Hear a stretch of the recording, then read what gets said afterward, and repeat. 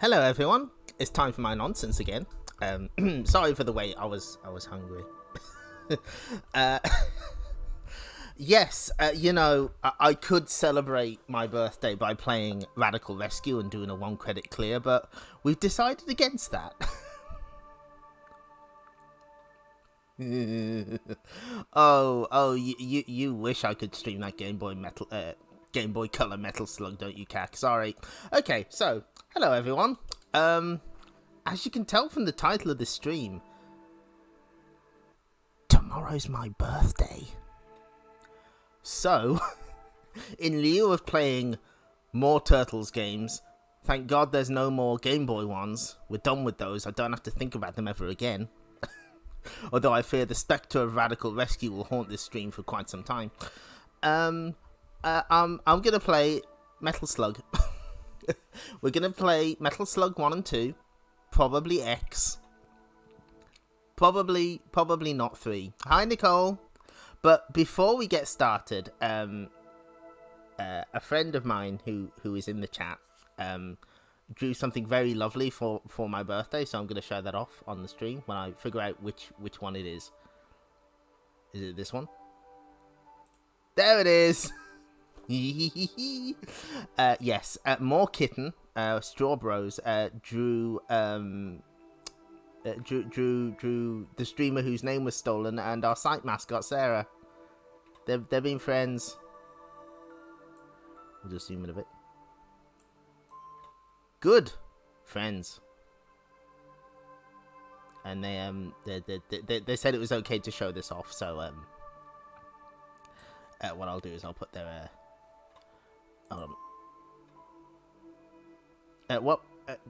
what should I link to, Straw Bros? Is your normal Twitter okay? Because I like to make sure that people get the proper credit for stuff. Ooh. Okay, what we're gonna do is okay, hang on. So yeah, I was surprised by this. Oh no, I've pressed the wrong button. Oh no, I don't want to open Discord now, no. Oh, this is a disaster already. Okay, there we go. Yeah, there we go. So, yeah, what we're going to do is we're going to shrink that down. We're just going to pop it over there. Oh dear. That didn't quite work out. This might still work out, actually. Hang on. If we do a little business like this, it'll just be in the corner, and the way the NeoGeo does its borders, it should be in the border rather than on the game screen. Anyway, so yeah, I'm not sure if you checked your Twitch terms of service, but because this is the day before my birthday, you have to be nice to me. So what we're gonna do is we're gonna play a bunch of Metal Slug games. 1 credit clear is pretty much in the bag for the first Metal Slug. We'll see if we can get a no death. I would like deathless, but that's not a guarantee. And Metal Slug 2 and X, there's gonna be continues, but we're gonna try and continue as infrequently as possible. Anyway, while the oh yeah, we can make that a little bigger. There we go. They're just gonna sit there for a while. They're gonna chill out. So, before we get started, I think it's very important that we go over the plot of Metal Slug, because there is a plot. There is honestly a plot to the original Metal Slug. What I'm about to read to you is taken from the manual for Metal Slug Anthology, the Wii version specifically, and this is like several paragraphs long. So we'll have the attract mode play in the background to. I wonder if this. I can't remember. Does this save my high scores? Incidentally, yeah, we're playing the Arcade Archives version because it's the most convenient way to play And unlike Metal Slug Anthology on PlayStation 4, this doesn't have a shit ton of input lag. Oh no, okay. Right, so...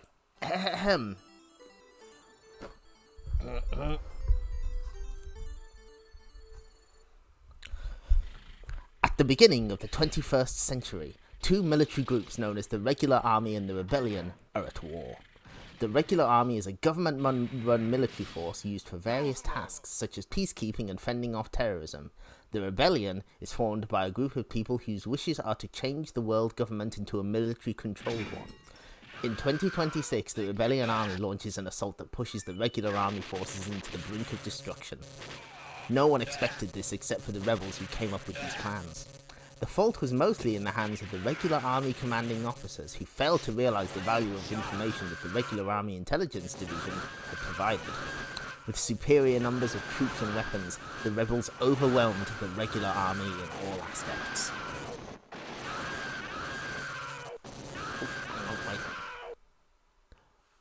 Oh yeah, no, okay, that's fair. We'll turn that down just a bit. Okay. Thanks for that. Okay, I'll continue.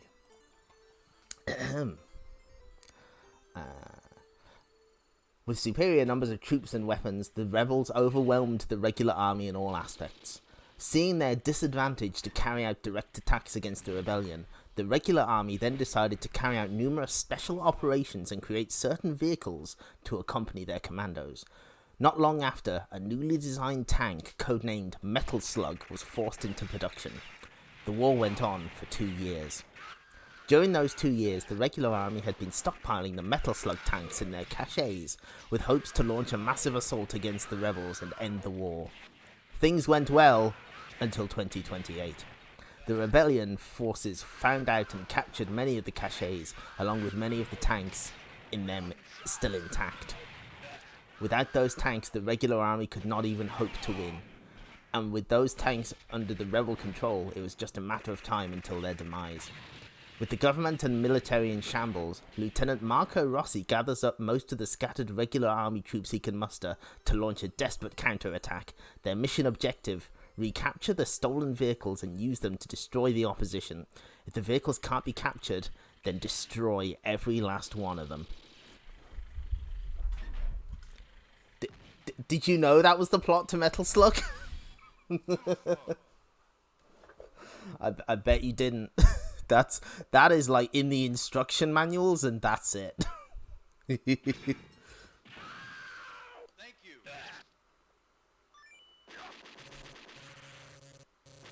Yeah, we're getting close to having Metal Slugs in real life. But yeah, this I don't know why they have there's so much story that's never communicated in game. If you want a Metal Slug with more story, though, you'll want Metal Slug 3 on the PlayStation 2, the 3D one, which has cutscenes in full English. Yeah, no, real slugheads, no. Yeah, I mean, it's basically like an explanation of why the tanks are just sitting there. It's also like almost identical to a plot of a military novel called Uncle Target, where it's basically the same thing except there's just one tank.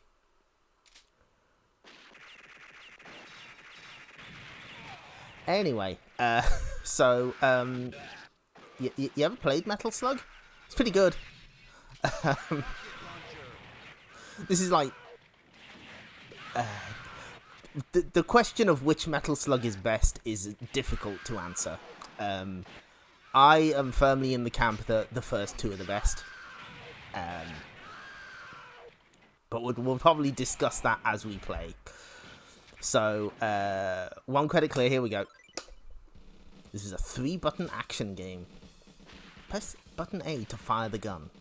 You can do that in a couple of different directions. Notably, you can't shoot diagonally. This is what makes it different from Contra. And the reason for that is the developers of Metal Slug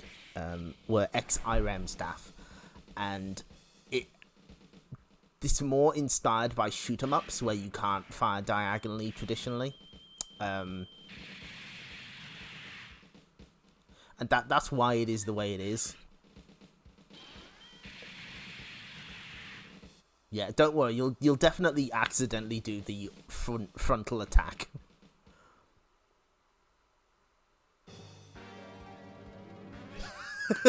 All those tanks were eventually used for Senshado or tankery. So yes, Metal Slug is actually a prequel to Girls und Panzer. I bet you didn't know that. So, we have played Metal Slug on the stream before. We played the PlayStation 3 version of Metal Slug 2, which is notable for having a slowdown removal option. We'll discuss that when we get to it, but for now, this is the original Metal Slug. And it's pretty great. I kind of know this game like the back of my hand. So, like I said, deathless, maybe not. One credit, pretty much locked down.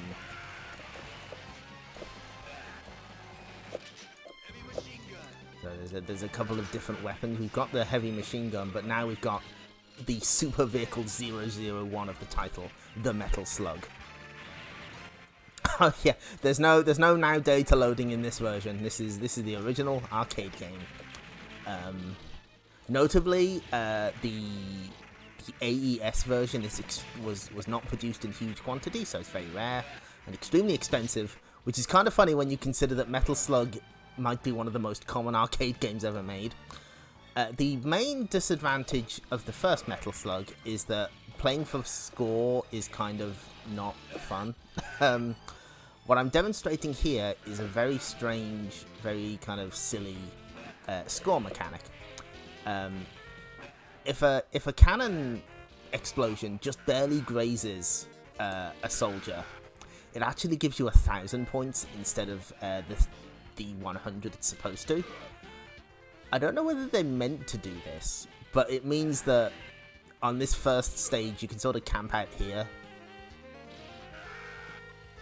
and just kind of do this for a while. Oh, don't get me started talking about Metal Slug Anthology, we'll be here all night. Yeah, I don't know why it does this, but it's a fairly significant part of your score. You don't get as many points in this one for saving hostages as you do in later games. Oh yeah, we took a hit there, that's fine. The slug can take 3 hits before it blows up, and you get a point bonus should you keep it until the end of the stage. Anyway, this gives me a little breathing room to explain the finer mechanics. So the guys with beards are prisoners of war. You save them, they'll give you something out of their trousers, but more importantly, try not to focus on where the items they're giving you come from. They add to the little counter in the bottom left. When you die, that counter resets to 0. If you manage to bring all the POWs to the end of the stage, you get a huge bonus. Thus, survival is heavily encouraged. The 24-hour stream is just going to be me bitching about Metal Slug Anthology. We'll get to that. We'll get to that probably at some point. We'll wait until the counter runs down to 10. So you'll get to hear the time over jingle. See, it starts flashing and gets mad at you. So yeah, if you want to score in Metal Slug, that's something that you kind of got to do. It also means that we get to appreciate the main theme of Metal Slug, which is excellent.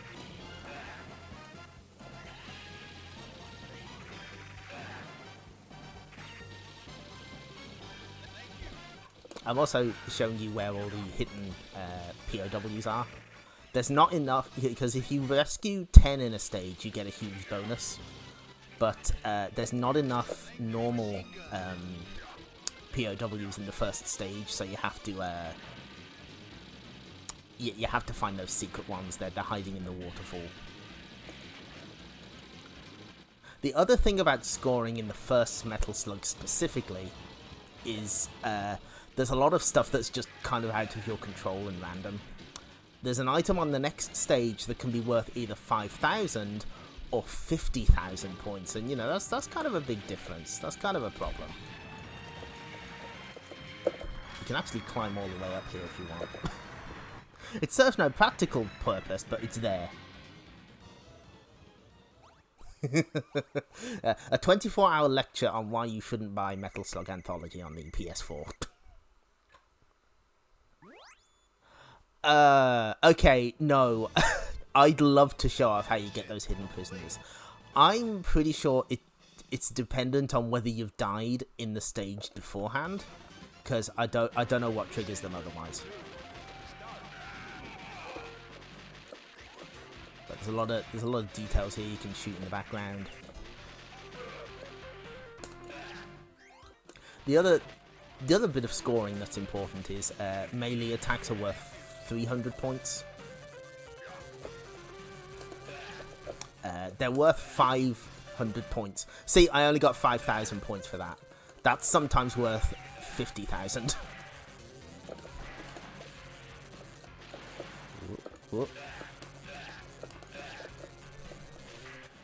How's the game volume, by the way? Is it loud enough?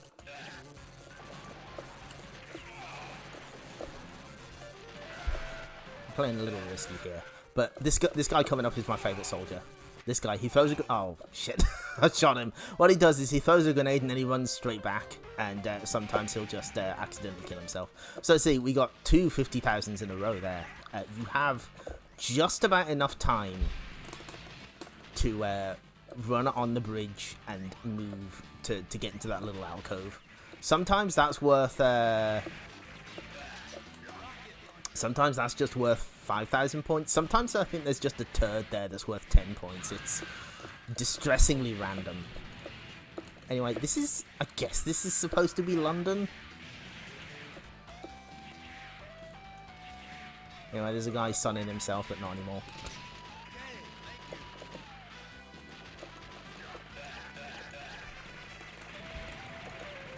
I hope you like the sound of me mashing my arcade stick, because that's what we're going to be hearing for most of this stream.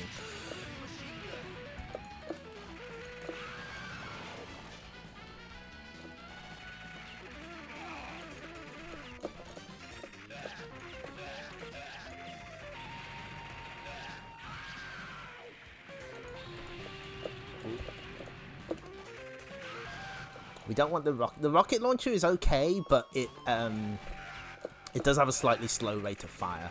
We are picking up my favourite weapon in the series right now, the shotgun. It does cause a blinding screen flash every time it is fired, unfortunately, but it literally catapults enemies off the screen. It's great.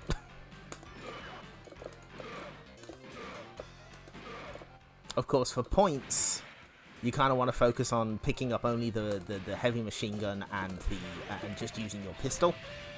Generally, they're mostly sufficient. The fire shot in this game, the flame shot, sorry, is very, very broken, and it does like a shit ton of damage. So that's handy if you want to stay alive.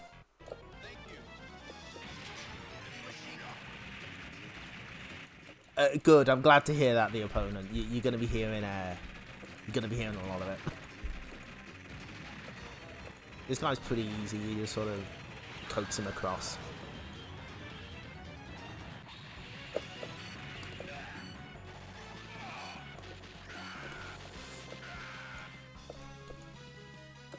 As you progress through the game, the enemies get progressively stranger and stranger weapons.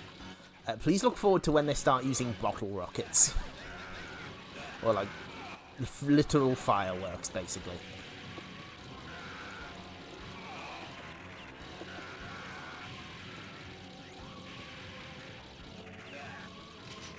Anyway, we're gonna meet our nemesis for the first time here. Now, forgive me, I'm a fake Metal Slug fan. I've forgotten if his name... I'm pretty sure his name's Donald Morden. Donald Devil Rebirth Morden. He is the chap who's going to show up with the rocket launcher in a moment. It's either Donald or Dennis, I can't remember.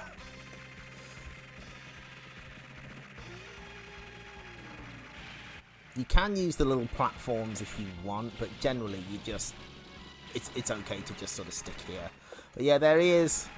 There's our buddy. Definitely not based on anyone in real life. Don't say that he is. In this first game, he certainly cuts more of a menacing figure.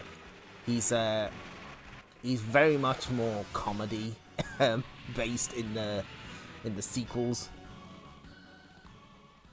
Donald more, yeah. Yeah, the fireworks are completely fucked. They're the worst. Merry Christmas, Dennis Morden. Oh, thank you, JP Ronnie. I'm just playing Metal Slug because that's what I like to play.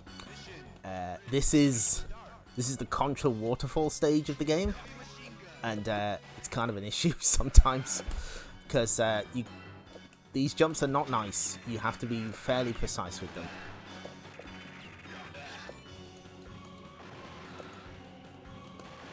The tone of this first Metal Slug is definitely... It's more black comedy than the straight up comedy of the later games. There's very little sci-fi. It's just all pure military. Whoa.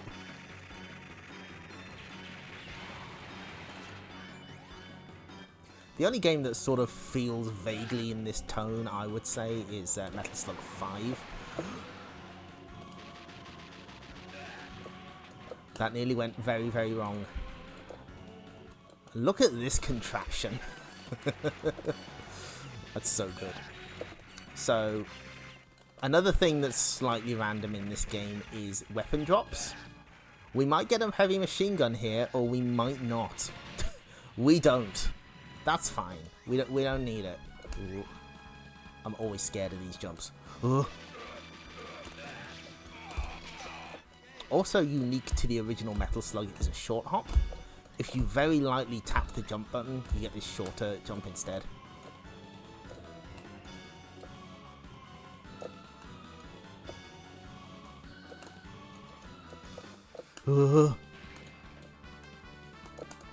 What you can do is you can jump onto the platform where the bird is and get, so you don't scroll the screen up as far, so you can get the food before it spoils. But for now, we need to. We got a guy to fight. Here's Sergeant Alan O'Neill. He's gonna make mincemeat of us, apparently. The primary tactic here is to not let him get near you and do not get under him. If he has the high ground, you are completely fucked. Fortunately, you can influence his behaviour a little with grenades. He'll back off when there's a grenade heading towards him. So generally, you just want to keep him here.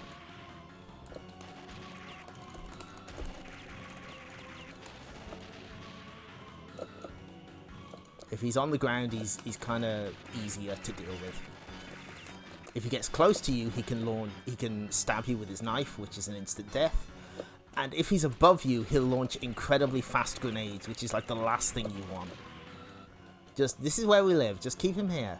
Just leave him. Just leave him to his own devices. He'll eventually tire himself out.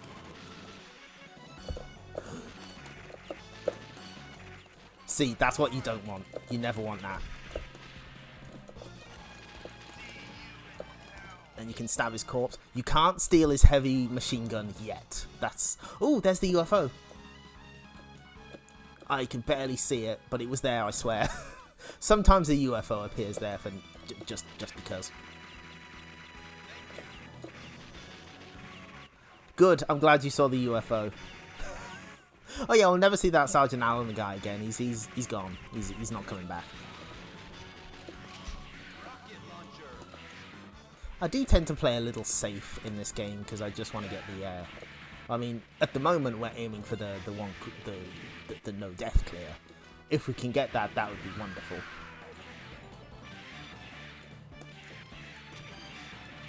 You can also destroy all these platforms.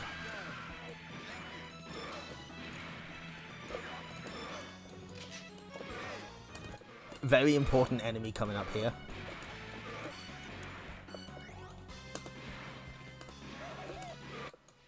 He flushes himself down the toilet.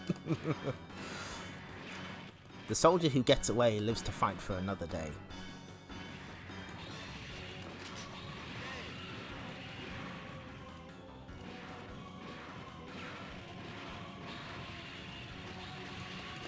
Ooh.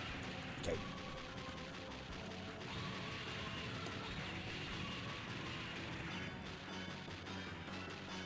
So this part's a little scary. Sometimes they can get the drop on you and throw some grenades before you're ready. There comes one now. And so you blow that up. That guy walks in there. We didn't get blessed by the guy that launches himself in front of the screen. Never mind.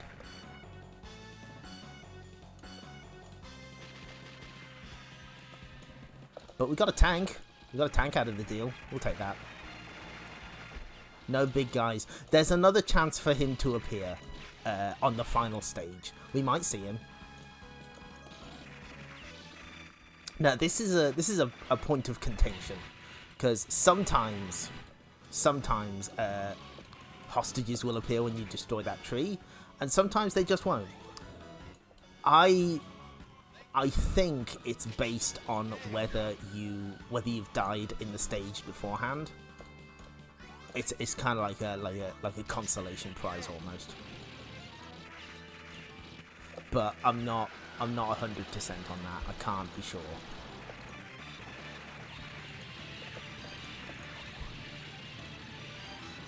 Yes, like sometimes you get super lucky and a whole bunch shows up. I think some are supposed to appear if you destroy this tree as well, or when you destroy it rather, because you kind of don't have a choice.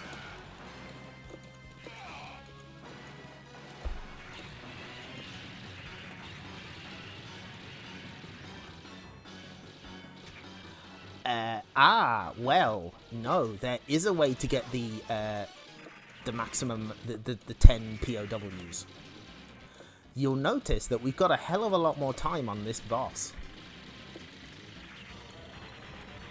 So we've got 1, 2, 3, 4, 5. We've got 7 so far.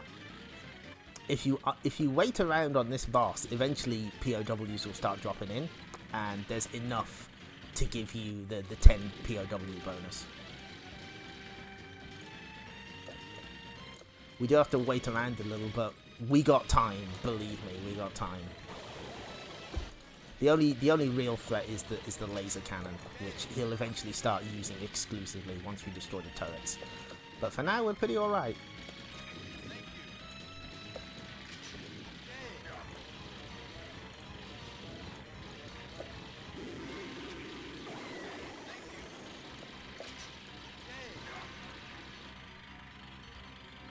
One, 2, 3, 4, 5, 6, 7. Yeah, I think we got enough.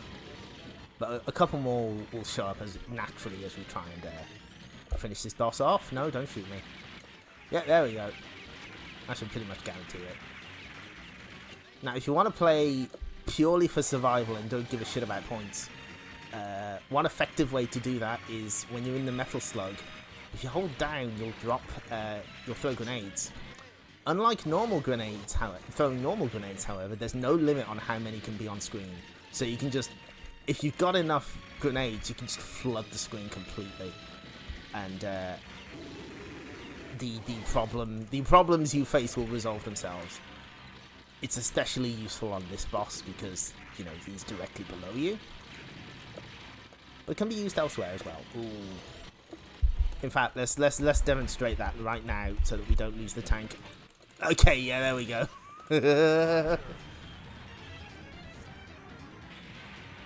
Yeah, no, they do show up, and you've got like an extended amount of time, so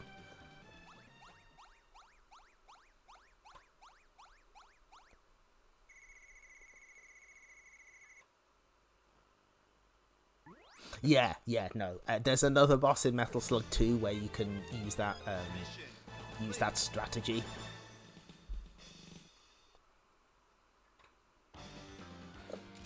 Speaking of, here's another secret coming up. So we're being introduced to the fireworks here. Worst weapon to deal with. because if you shoot them, they bounce up, and you kind of can't get rid of them. The only way to destroy them completely is with an explosion. But why are we hanging out here? What's the deal? What's going on? If you wait long enough...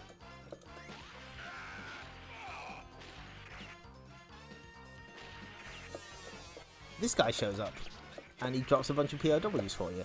Isn't that nice? Then you can just jump straight over. Oh, we got the monkey. We didn't get the man. There's an old man that shows up that's worth 0 points. He's just sort of talking to himself. He's just old and in the way. So yeah, if you destroy the barrel before, you don't get the slug. But it does appear later on in the stage. But you know, why don't we just get it now?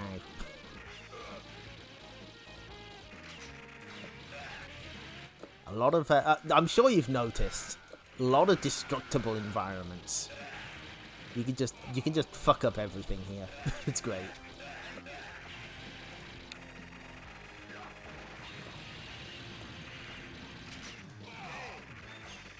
And if we mosey on up the stairs, for some reason you can shoot this as well to blow up the wall, but you can also use the this. Now, what we have here are some cliffs, and tanks appear. Now you can either shoot the tank, generally recommended, or you can shoot out the cliffside. If you shoot out the cliffside, they'll stop short. But if you destroy the cliffside before they're finished, like so,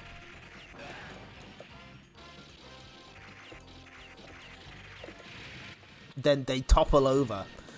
You don't want to get hit by that. If you're in the tank, it's an instant. It blows up the tank immediately. So generally not recommended. And they also pour out a bunch of extra soldiers. So you might want to, you know, just kind of blow up the tank normally. It's a cool effect though. Just the sight of it toppling over. It's great.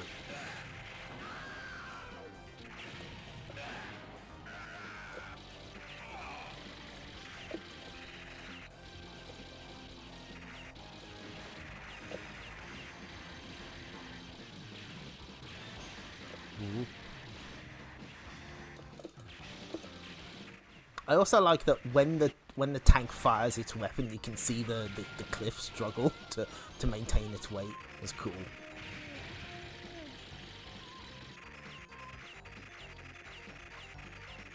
I've never really messed around with that wall. I don't think it does anything particularly special. Oh, okay, good. Now, if you didn't get the tank earlier, this is where it shows up. But it also shows up if you lost the tank beforehand. So what you can do is, if before you get to the screen, if you trash the tank, you can just get a fresh one. You can't, in this game, you cannot have 2 tanks between players. One player has to have the tank, and the other just has to do without. Which is kind of nice in that it allows maybe a player who needs that extra help of the tank to you know, survive a little longer, while an expert player can go solo. Generally though, you kind of always want the tank. Why would you not want the tank? And besides, our objective is to either reclaim them or destroy them. We can't let them get into the enemy hands. So this is another bit where it's unclear how the extra POWs work. If you don't scroll the boss on screen, hang on. No, it's not giving us them this time. Sometimes there's like a little cave here where you can get extra POWs, like a little cache, and this time it's like no. So we have 2 bosses to fight here. They're both pretty much the same. You don't need to do much.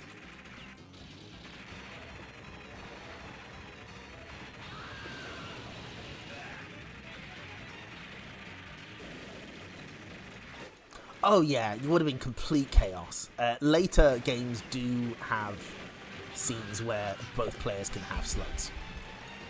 I think there's also supposed to be some in the corner there, and I've never been... It's really inconsistent to get them to show up. Are you enjoying the POW names, by the way? They're pretty great. And there we go, 1,000,000 points. Oh, okay. Yeah, I take the slower approach. This is probably one of my favourite stages because there's so much destructible background stuff. You can completely fuck up this town. And you can get that guy to lose his pants.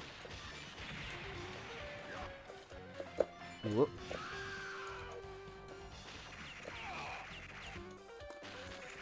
There's there's somebody on the bar there. Oh dear. I hope they're all right. Probably not. Yeah, you can destroy every individual building on this street, and there's something different in like almost all of them. That guy's dropped his pants, so we're about to get banned from Twitch. Cool. Yeah, I know. Oh.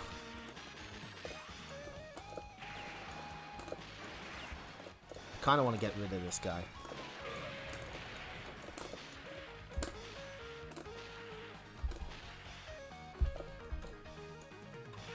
Yes. Okay, cool. Now, you don't want to destroy this car because you want to keep it around. For reasons that will become obvious.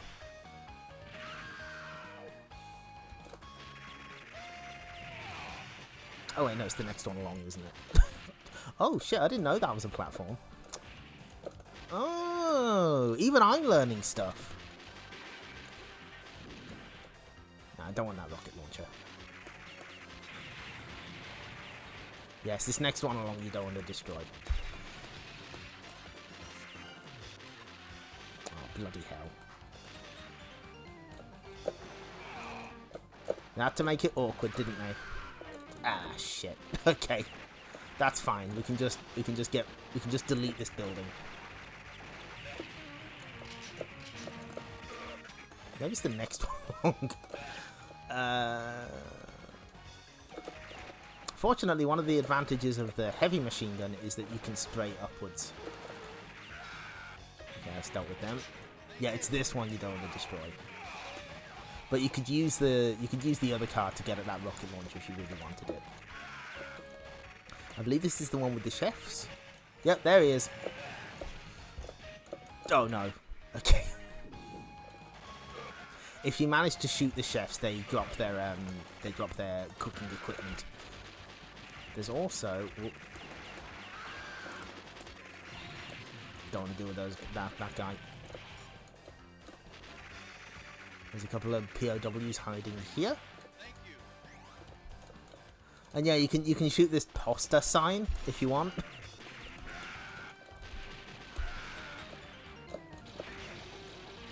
Anyway, we're back in the tank. This is where we live for now. We are starting to run out of time, I've noticed. I was fucking about a bit too much. Getting this guy's bombs seems to be very difficult. I think you just have to rush in and grab it, but I don't like to rush in too much. Ah, look at that. There's a nice little sunset back there. Oh, that's sweet. Anyway, let's crush some damn cars. Oh, so satisfying. Just crumple them. Anyway, an extremely good cat is coming up. There we go.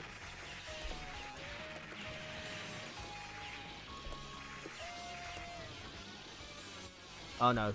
Oh no. She's screaming. She's not happy.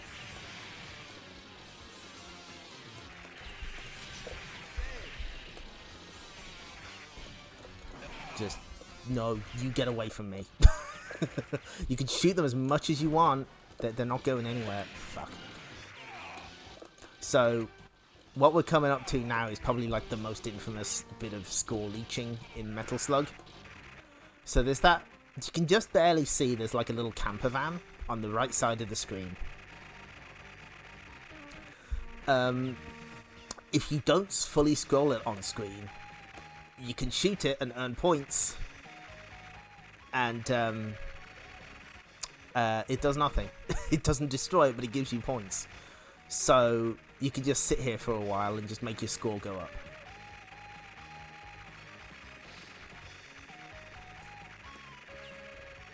I believe the strategy is to do this until you time over repeatedly until you're down to 0 lives, and then just finish the rest of the game without dying. I think this is like the key to getting scores of over 3 million. But as you can see, it's not exactly the most scintillating gameplay on earth. So we're gonna stop there.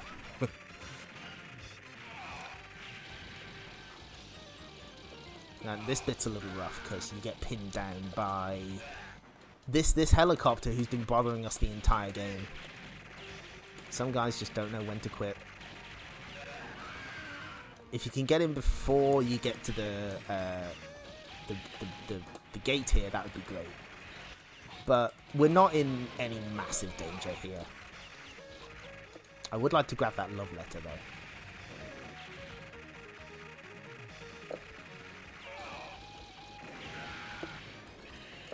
There we go. Oh! Somebody put a rather rude picture up there.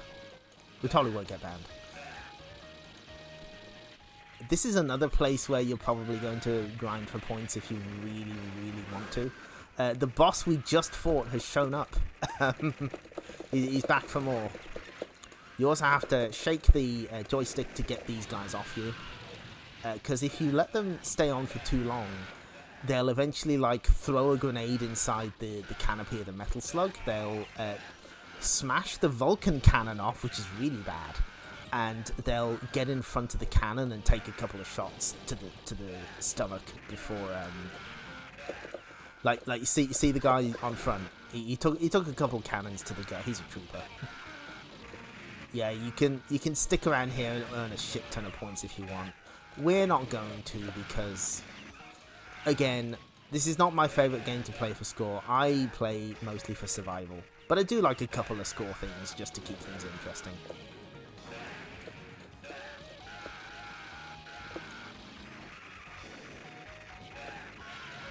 But yeah, you could stick around there for a while if you wanted.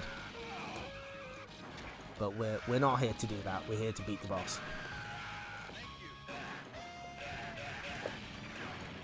Okay. Dogs inbound. Okay. I forgot about that guy. I was focusing on the dogs. There they are. They're some good boys. Oh, there's usually more of them. If you've played Metal Slug X, this boss will be familiar to you. It's the boss of the stage 1. They decided to replace them for some reason. You know, a little remix. And it lifts itself up, and it's got a flamethrower under there.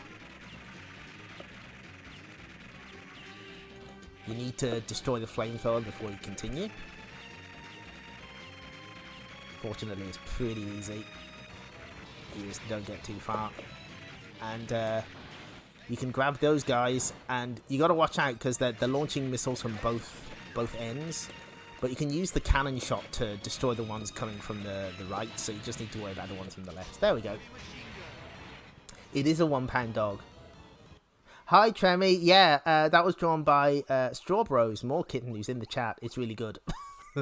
I'll probably show it off in full later.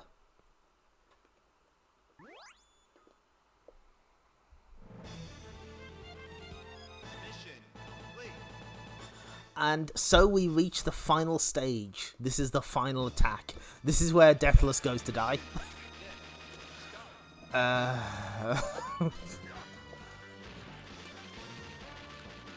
We inch our way across very slowly. What follows is probably the most difficult sequence in the entire game, the bridge. Oh shit, I scrolled them on too quick. Oh, we're in trouble. Oh no, they haven't woken up yet. Now they've woken up. So yeah, this isn't the difficult part. We have not reached it yet. There is something we can do to help, assuming the game treats us nicely. Because you see that rock trap up there? Well, if you shoot it out while fending off literally hundreds of... Aha. Yeah, okay, shotgun, I'll take that. So, yeah, that guy can give you either a flame shot, which would be nice, a shotgun, equally nice, or it can just be a guy who sort of launches himself into the middle of the screen, and you get fucking nothing. So yeah, this is just a frenzy. This is just a fuck. Okay, yeah, no, Deathless is dead. That's fine. It's so difficult to keep track of what's happening there. The 1 credit dream still lives though. That's never in doubt. This is a pretty, as far as 1 credits go, this is pretty simple. I wanted Deathless, but it's okay. I don't mind. You just have to play patient. You have to wait for them to come to you. You have to get as much help as you can. Fuck! It's okay. We're not in danger. We're not in danger. There's the old man. Figures he'd show up right at the end. No! No! Fuck! Oh, I'm a little rusty. This fucking bridge, man. Sometimes it's just the way it is. It's having none of me today. That's fine. I've done like a million 1 credit clears of this.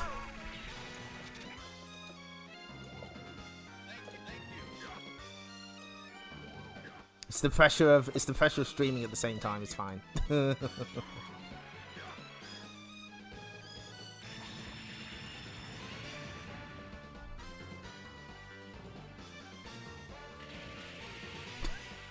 The fucking bridge. Okay, so we're now in the ocean. This is significantly easier than what we just did.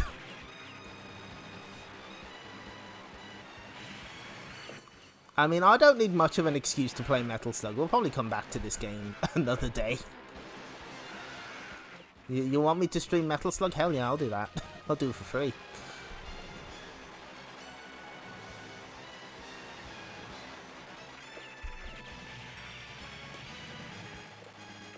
Let me get this guy again. Fortunately, there are planes coming in from the sides, but you can easily predict where they're going to go because they have a pattern. Okay, good. And this guy just tries to drop a bunch of steel girders on you. Ah, this bit fucking sucks. Okay, so you need to not shoot the side too much, but you need to.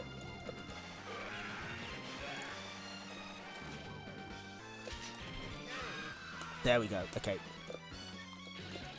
that kind of works out for me. I wanted to test that strategy anyway. Basically, he's constantly launching fireworks, but if you throw too many grenades at this building, it blows up.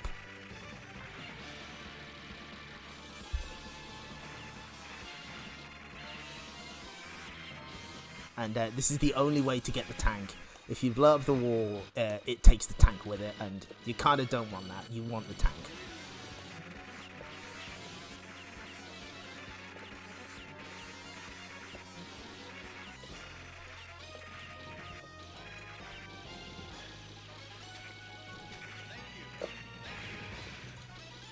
Anyway, this is another area where you can grind for stuff if you really want.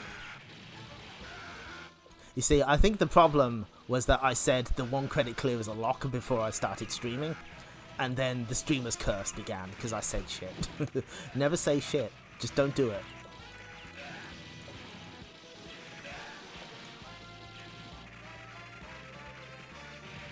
Yeah, the stream curse is real. Yeah, the plane zoom sound is pretty great, and I love that. I love the way the bridge collapses into the water. There's another secret coming up here. So once once you've killed a couple of these guys, you can just scroll the screen, and there's a bunch of medals that increase in value if you pick them up quickly. And then there's, obviously there's POWs hiding in the cloud. Why wouldn't there be?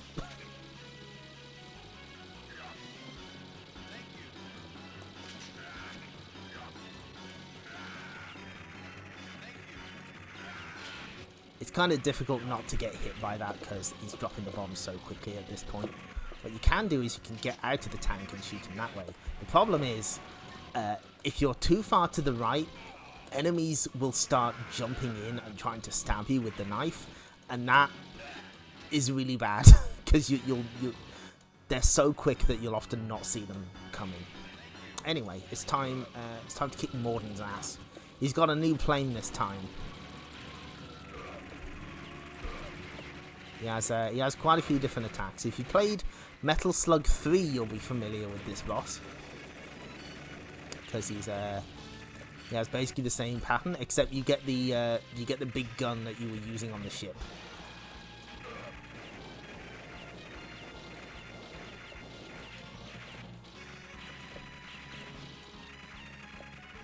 He's pretty simple. You just got to know what he's gonna do. He doesn't have a specific pattern, but as long as you know what to do when you see the cues coming up, he's pretty simple. As the fight goes on, however, he'll launch more of these missiles, and they do slightly home in on you. So, and if we were earlier in the fight, he'd have more. There'd be more gaps between those missiles. Otherwise, you just gotta shoot and hope, or use the temporary invincibility you get from jumping out the tank to deal with them.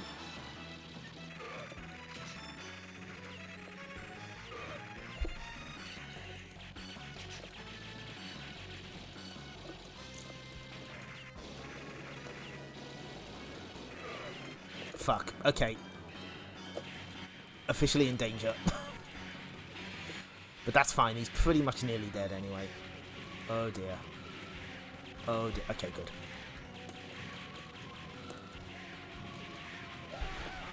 Okay. And if you're quick, you can stab his corpse a couple times. There we go.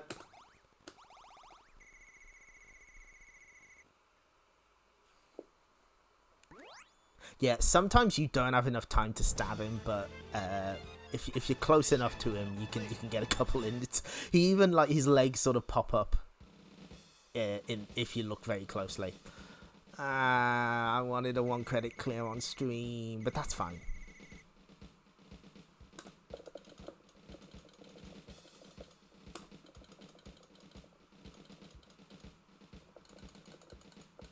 Yeah, bringing the tank to the final battle, to be honest, I actually rarely leave it intact. What you could do if you really wanted to speed up the fight is get on the higher level and just throw grenades at him, and that does a lot of damage. Anyway, we get the bad ending for what we did, not because we continued, because we played in 1-player mode.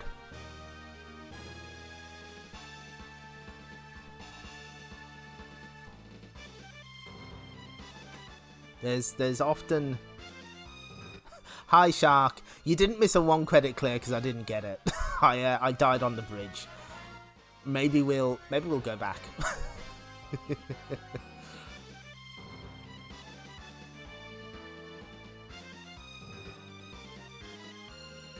But yeah, there's...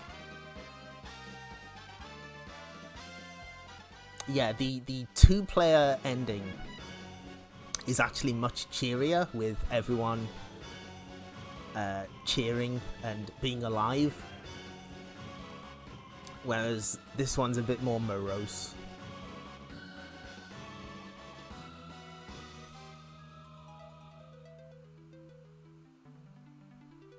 No. If they pulled a Taito, they'd stop continues on the final level and then tell you the pilot is dead, escape is impossible. Oh, hi, Sepasai. Welcome. You just missed a 2 credit clear of Metal Slug.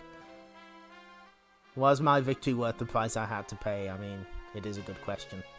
But no, this song is replaced with a cheery song called Hold You Still that has lyrics in the CD-based versions. And here's the superstar of the bad ending.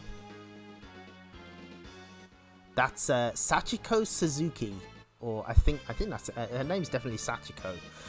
She is someone who's mourning the loss of her lover in war, and I believe she hopes that a UFO will bring him back.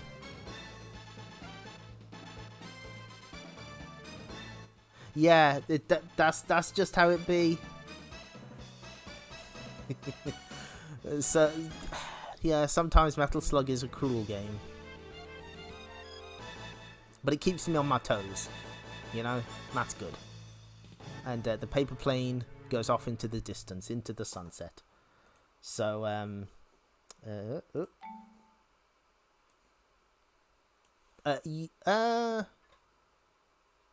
no. I want it to be deathless if I register my score. Anyway, peace forever. And there we go.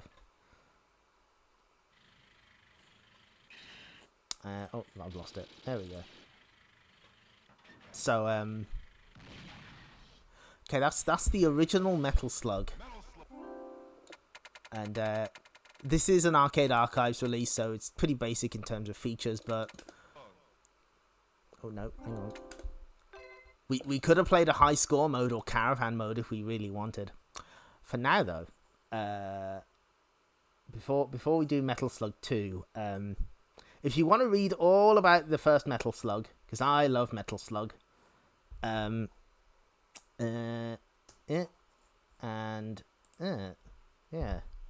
check that out. Stretch Drake, thank you. I will take a Stretch Drake, yes.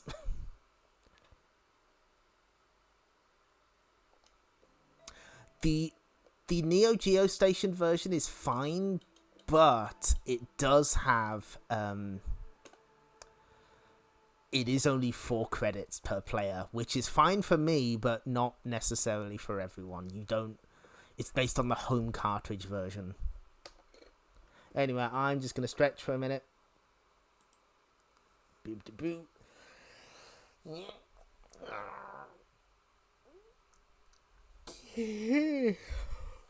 But the advantage of that NeoGeo Station version is it does have memory card support, so you can continue from any stage as long as you've reached it.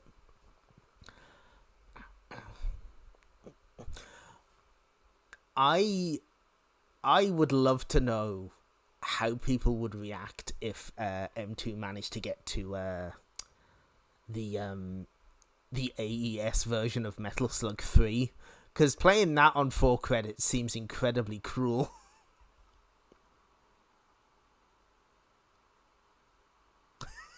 Yeah, CAC beat me to it, yeah, can you imagine?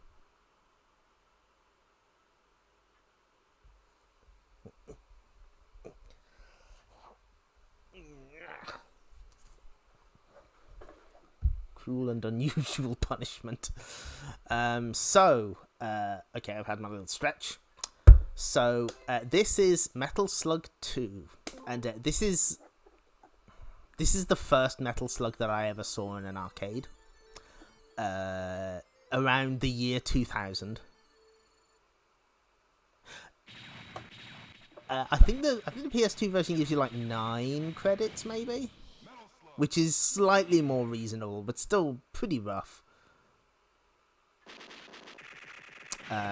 So yeah, I first saw this in an arcade in Mallorca while on holiday in the year 2000-ish, probably, and I was like, wow, they're still making 2D games? This is cool. I should look into this, and that's how I got into the Metal Slug. How I learned about the NeoGeo. I never owned a NeoGeo myself, a home console one, because I'm not one of the 3 richest kings in Europe.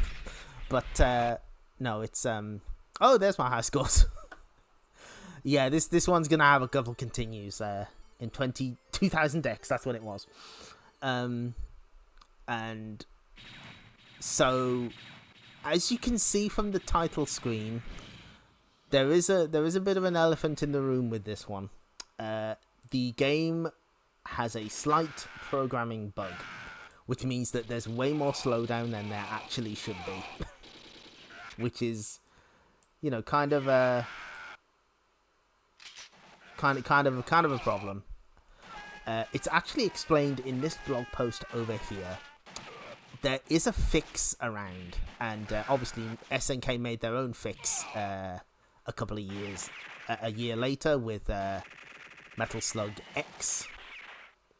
But they also changed a lot of the game balance. They added new weapons from the Metal Slug 3 that was probably in development at the time, given the sheer amount of leftover stuff from 3 hiding in X. And but yeah, I have in spite of the slowdown, I think this is like, it's this or the first one that are my favourite Metal Slugs. And we have played this on stream before. You think that's going to stop me from streaming it again? Let's go. Controls are exactly the same. Oh, wait, hang on. My error. Game reset. I've got to read out the story. Hang on. And I never even showed off the flyers. What am I doing? Bring on the excitement. So there is a translated version of this flyer released used in European territories. I'm going to bring it up for you now because the English is incredible. Hold on. There we go. Did someone call? It's Metal Slug Theatre. This time the whole world is a battlefield. And I'm going to read out the text that they have. Yeah, no, it's fine. Oh, we don't talk about the .emu ports. Those make me very, very sad. I got all the achievements on the Steam one because I felt obligated to, and it was... Okay.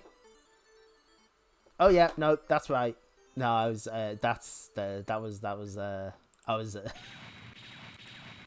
you spotted my intentional mistake. Metal Slug 2.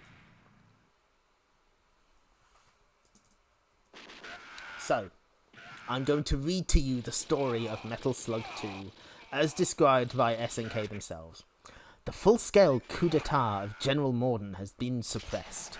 The world has regained peace, and it now looks like the leader of the suppression, Marco, and his sidekick Tama are headed for a long vacation. I'll just turn the sound down a bit.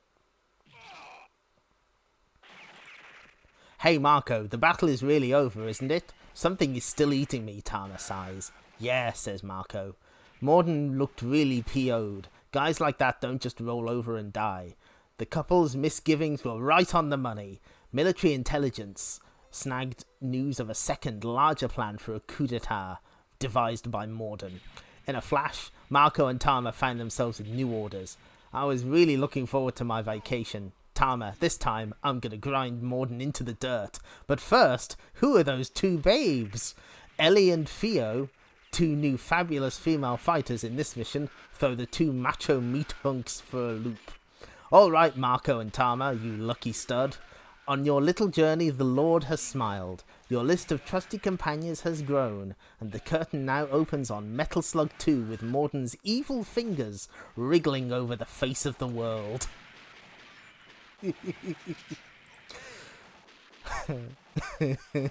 Hi, Luna. Thank you.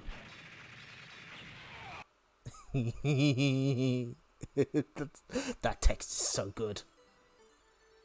Morden's evil fingers. Okay, right, we'd better get started. However, as that flyer alludes to, there's a selection of characters this time. It is entirely player choice.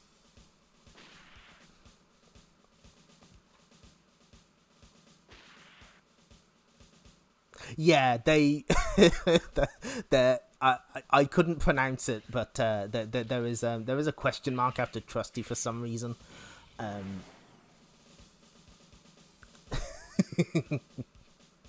Controls are exactly the same. There's no changes there. The one change is the short hop that we saw in the first game is gone. Oh no, don't worry. Their NeoGeo ports run like shit no matter what you're using. So we do get to select a soldier, although really there's only one choice.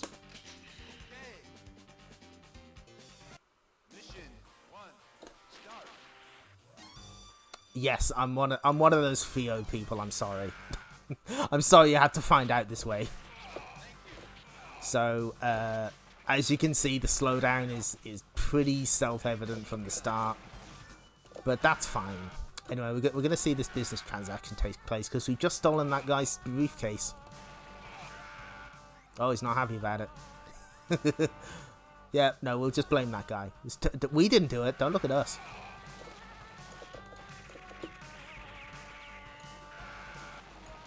Yeah, there we go. Of course, the issue of playing Metal Slug 2 is you'll sometimes half remember where a secret is and realise it's actually in Metal Slug X. They changed quite a lot between these two. The looking like dipshits on the character select screen is a grand tradition. Anyway, here's a baby. I'm going to send him on a mystical journey. Go, baby. Meet your destiny. Unfortunately, I don't think you can get the baby to follow you the whole stage through. Anyway, here's Hyakutaro. He's disguised as a POW, but he's also a fighter, and he can throw fireballs, Hadokens.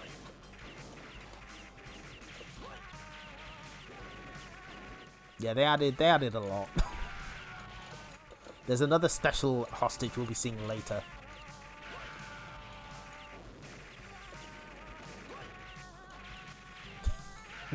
Hey, there are fans of Eri. She's cool.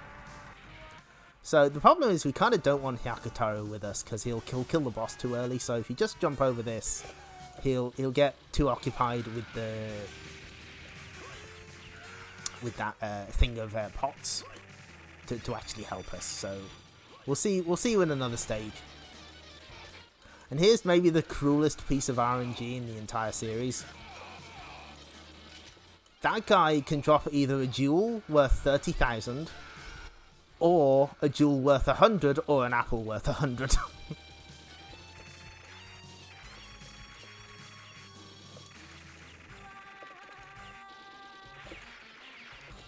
Anyway, we're on a camel, by the way. I'm not sure if you noticed.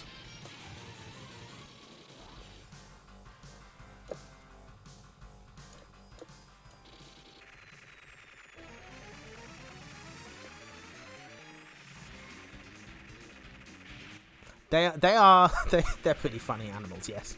So this boss, you can destroy the two jets on the side. One gets you 10,000 points, the other gets you 50,000 points. If you can destroy it. You're sort of hemmed in by the jet streams, but you're also being peppered with bullets from those two guys on the roof. So you kind of want to be careful. Ooh. You don't want to get too greedy. If you fly too close to the sun, you'll die and you'll lose your POW count, which would be terrible. We didn't get the 50,000, but that's okay.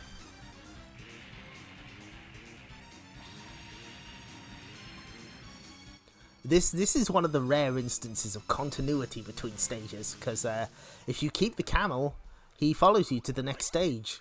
Kind of. Mission complete.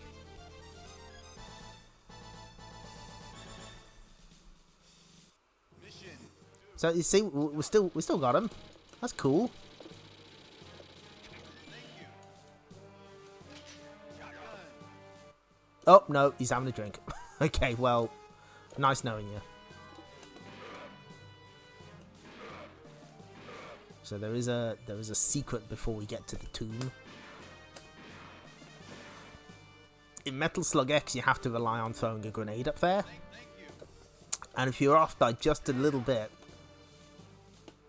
then you blow up the barrel instead, which, you know.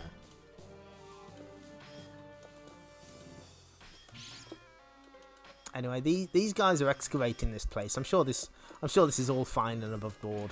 There's nothing weird going on here. Oh, there's a warning about mummies. I'm sure that's fine, probably.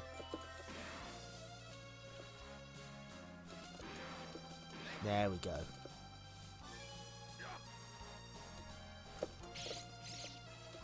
So you're introduced to the mummies here. They can turn you into a mummy. We don't want that to happen. Anyway, oh no, that guy's dead. we just let that guy die for points.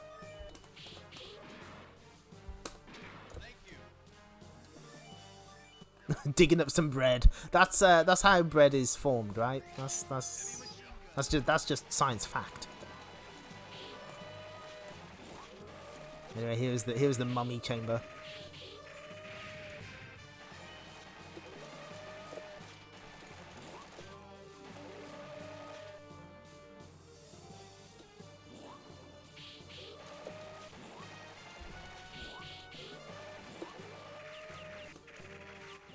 There's not too much going on here. The main thing is that this introduces something that would change the direction of the series a little. Obviously, there's character transformations, but also human-like enemies that take more hits. Eventually, the series will get increasingly focused on smaller scale enemies that take more hits, such as the aliens, zombies, etc., etc. Whether this is a good thing or a bad thing is up for debate. I don't mind it as much, but it does mean that the games get increasingly long and kind of a little over the top.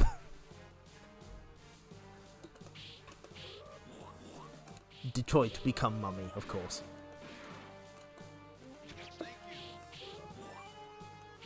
Those potions that we're picking up, they turn us back into a human.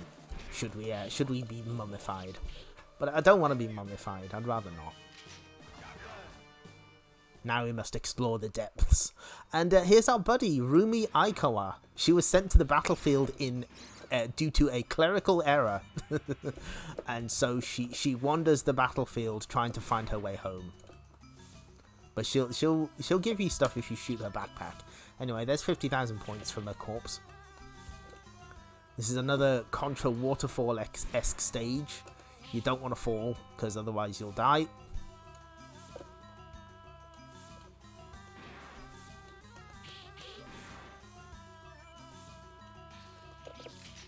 They changed the flame shot so it's more civilized. It's pretty overpowered in the first game, but that's fine. Anyway, we'll let that explorer die as well. Sometimes he gives a 30,000 jewel. Not this time. There's a bunch more secrets here in the X version, though. Anyway, we're not getting crushed by that boulder today. Ooh.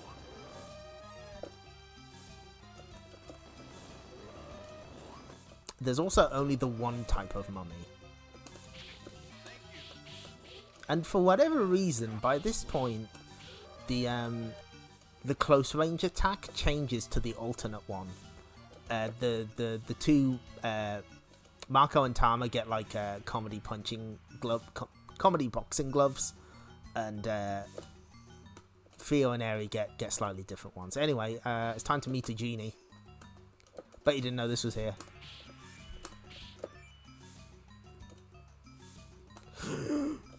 Okay. 1, 2. After 6 puffs of smoke, turns into a genie. And he's worth a shit ton of points. 1, 2, 3, 4, 5, 6. Okay, good. That is like the most butt-clenching jump. Because if you fall, your run's over, you gotta start again. I went mad because Metal Slug X on the PS1 has like an extra art gallery that has like a collage of sprites from the game, and that genie was in there, and I was like, where the hell is that guy? I've never seen him. And so I went mad trying to find him, and it turns out he's hiding there. Again, sometimes that jewel's worth 100 points. Sometimes there's a golden bat in there, other times there's just normal bats.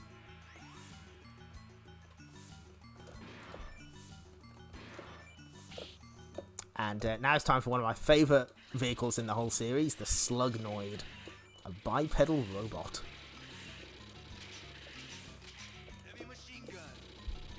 You can do your guns akimbo if you want. And he's very useful for this tower eating boss. Ooh. Ooh.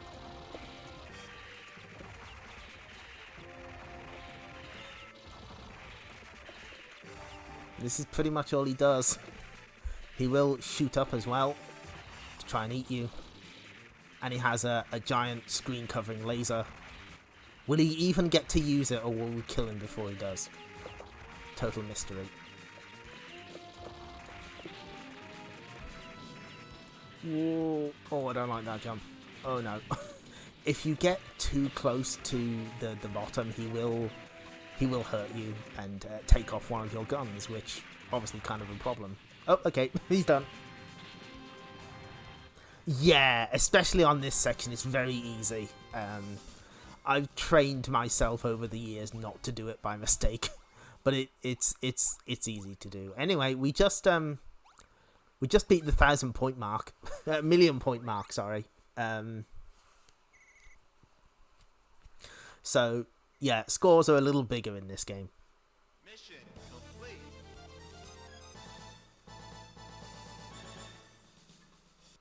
Mission 3. And IREM fans might recognize this song. This is a remix of a song from Air Duel.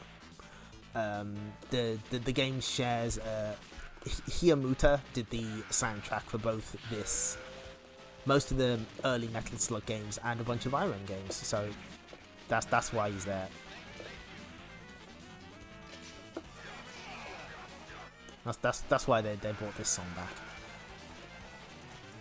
Oh, a lot of slowdown. The NeoGeo is struggling. It's in pain. It's fine. This is a like surprisingly straightforward level. There's no real tricks. You're just on a train.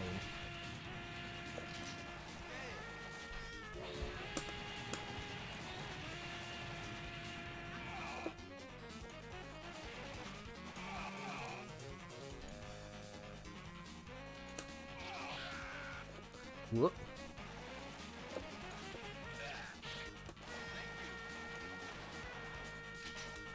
You do get quite a few grenades on this stage, and you will need them to get sort of over little to get the angle. Because not only are grenades useful for doing more damage, they can often hit in arcs that your normal weapons cannot. So it's always helpful to have some. Like here, for instance. For some reason, Theo is strong enough to literally slap the giant locks off those doors. Strong girl.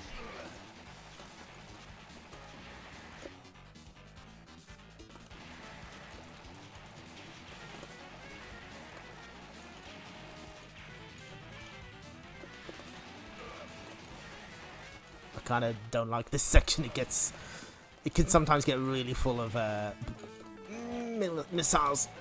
Okay, there we go.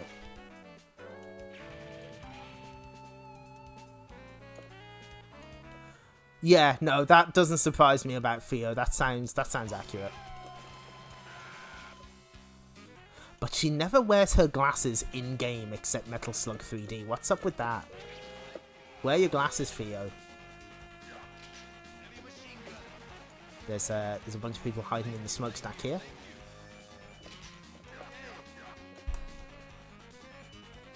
If you just barely reach the edge, you get 50,000. Otherwise, a comically insulting 0 points flashes up. That's funny, I like that.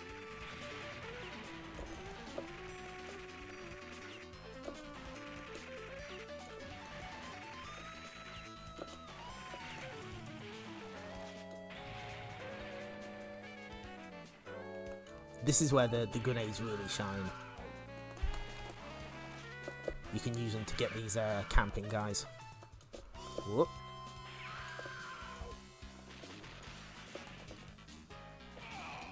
No, don't you dare.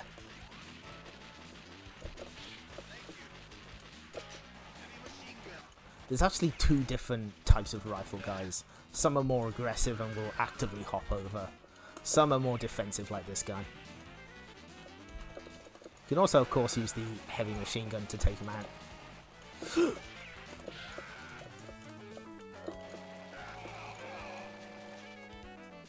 In X, you do get a drop shot there, which is probably like the one time that weapon has been useful ever. Anyway, it's time for a new vehicle. This is the Slug Flyer. And if you're in co-op mode, the other player can sit on top of it if you want. It's not practical, but it is fun. Yeah, this was the introduction of the cover system in video games. Gears of War owes a huge debt to Metal Slug.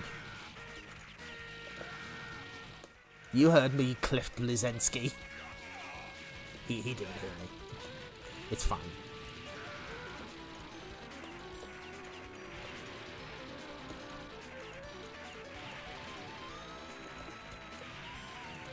But unfortunately, this is the last time we'll see a new vehicle in this game. They're kind of done. We saw the camel, we saw the slugnoid, and we saw the slug flyer here, and that's your lot.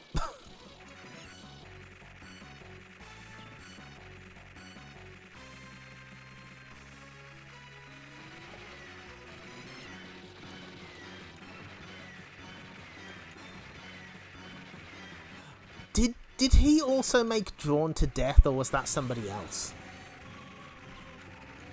Has anyone thought about Drawn to Death ever? Except just now.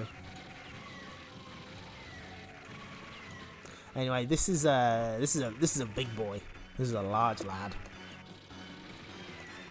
But he's pretty easy to deal with for the most part. You kind of want to hide here.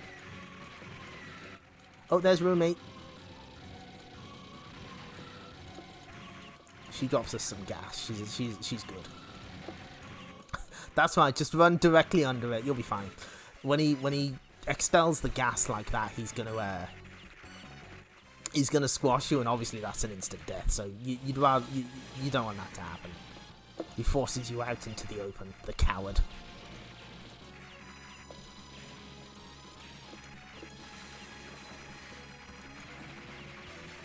But then there's this attack, where you have to kind of squeeze through the bullets. There are larger gaps, but sometimes they're impossible to get to in time, so you just have to... you just have to squeeze through, and of course I'm nailing it. I'm killing it here.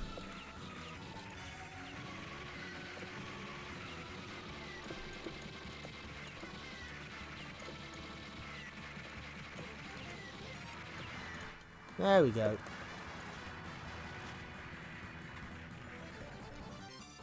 Just weaving through the bullets like I'm weaving through the rain.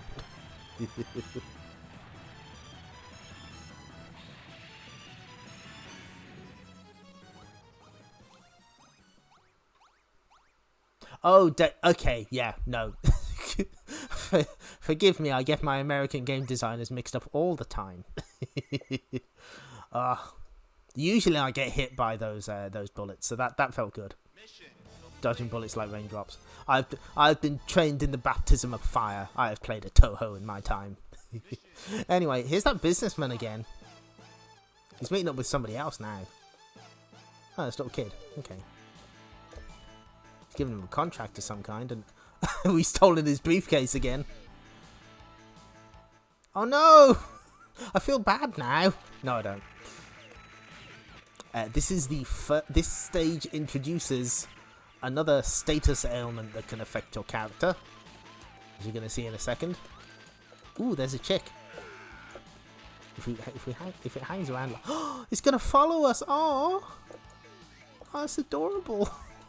Eventually that chick will grow up to be a real chicken.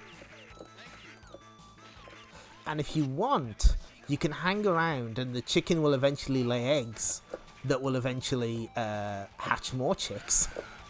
And so you can keep doing that. It's not a speedy way of getting points, but it is amusing. Anyway, we're big now. If you've heard the cry of "oh, big," it's this is sort of where it started, but there's no animation to transition into it, and there's no announcer call for it in this one. You got to wait until Metal Slug X for that. But our bulk does come with advantages and disadvantages. We're slower and we're a bigger target, but our weapons are a lot stronger.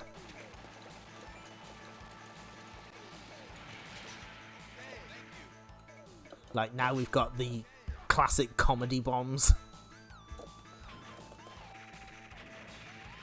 Oh, big! I'm a big. Yes, it's a reference to Vigilante, another classic IRM game. Main disadvantage is that you can't aim the heavy machine gun diagonally anymore. That's actually a tough jump. You kind of don't want the rockets. So sometimes they just spawn in a place that is inconvenient.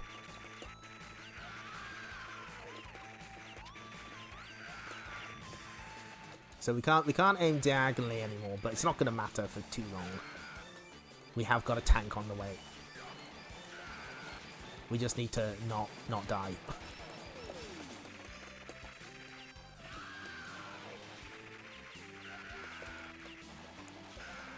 For the record, my best is about 4 credits to beat this game, so do not expect a 1cc. I'm not that good yet. But we can do it in a reasonable amount of credits, I feel. This bit's a little sketchy. This is kind of a lot of vehicles show up.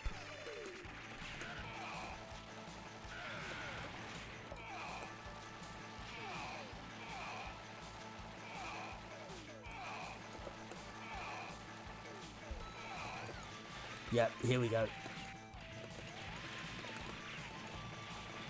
Oh, he's got a new trick up his sleeve. He has a little missile launcher.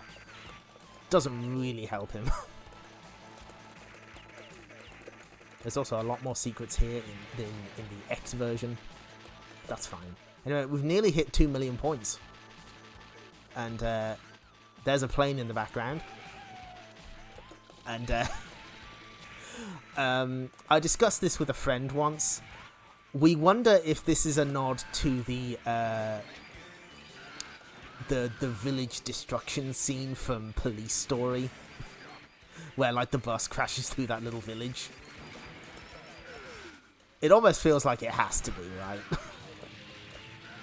And yeah, the NeoGeo is absolutely loving all of this. It's loving the amount of destruction that's currently on screen. It's definitely not in pain. But we did pick up a new weapon for the slug. This one introduces armor piercer shells, which go across the entire screen like that. They're pretty handy, but you don't get them very often.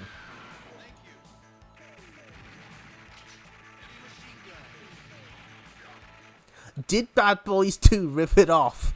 Okay, that's cool. Yeah. Police Story's pretty great.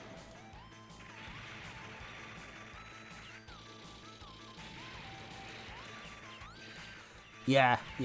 couple of films. That makes sense. There's also, I'm pretty sure there's like a unique animation for this blowing up if you use the armor piercers. Like the missile chassis blows up first. Anyway, we're about to fight a pretty rough boss. This used to be where Deathless would go to die sometimes. It's a giant land submarine of some description. You can use these towers to get up high if you need to, but they're also very destructible. So it's kind of not super great. There's a lot of different gun emplacements on this. Eventually, you can destroy most of them, but eventually, like, they'll all blow up anyway, as you do enough damage to the boss. Because this boss has got a trick up its sleeve. There it is. That's a big gun.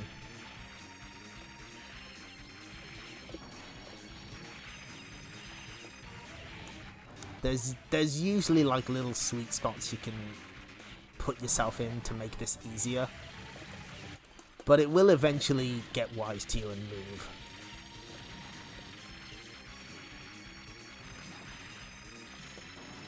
And the explosion sort of launches you in the air, which is helpful.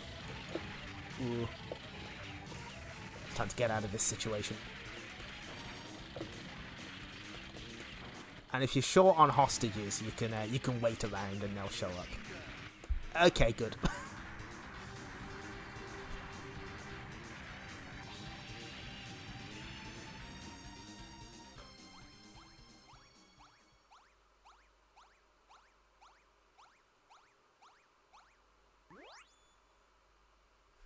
Okay, so far so good. The one credit run is about to die.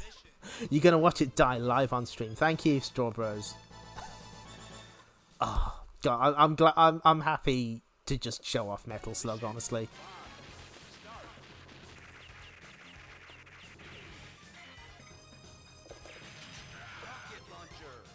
at some point, I'm probably gonna show off like Metal Slug 5. I have a big soft spot for that one. But maybe not 4. Maybe we leave 4 out of it. So, unlike the cars from the first game, these launch upwards, which can be helpful for grabbing secret items, and also getting you out of trouble, or putting you in trouble. This is another section that's like, oh no, oh there's too much happening. The NeoGeo is in pain. We didn't get that jewel though. Oh, runs over. Hog. What's inside the hog vehicle? Meat, of course. I think sometimes that spawns pigs as well. Ooh. Yeah, taking this bit slowly is basically the way to go, because otherwise you'll just get completely overwhelmed.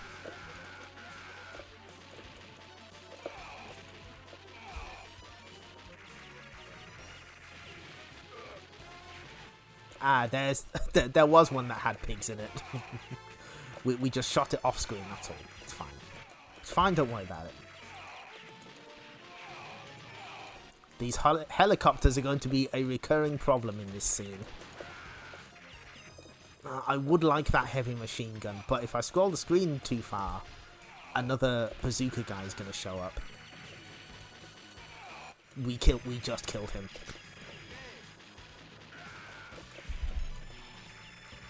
You can at least use bombs on these helicopters to speed things up slightly. And that was very lucky. That guy was about to stab us in the face. Oh, the NeoGeo hates this.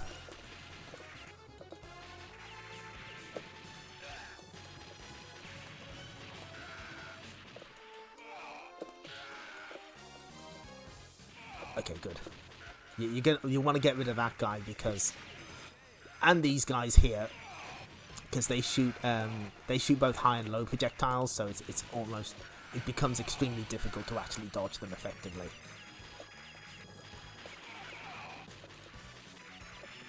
Yeah, pretty much this entire scene is just taking things nice and slow, not letting yourself get overwhelmed. Much easier in X because you actually get a tank. Anyway, there's a cat. We picked up a cat. That's important.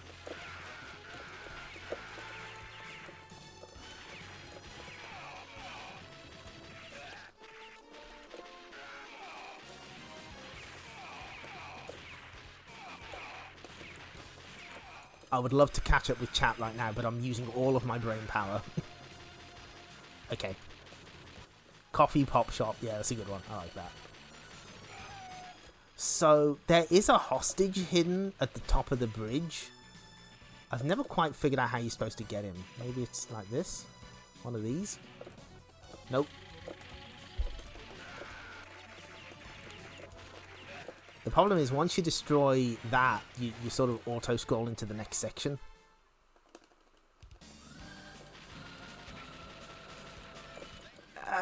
Yeah. So there is a... I tell you what, I'll... Hold on. No, I don't want to reset the game. Fuck no. I'm on a roll. There is a blog post explaining why Metal Slug 2 runs the way it does. There we go.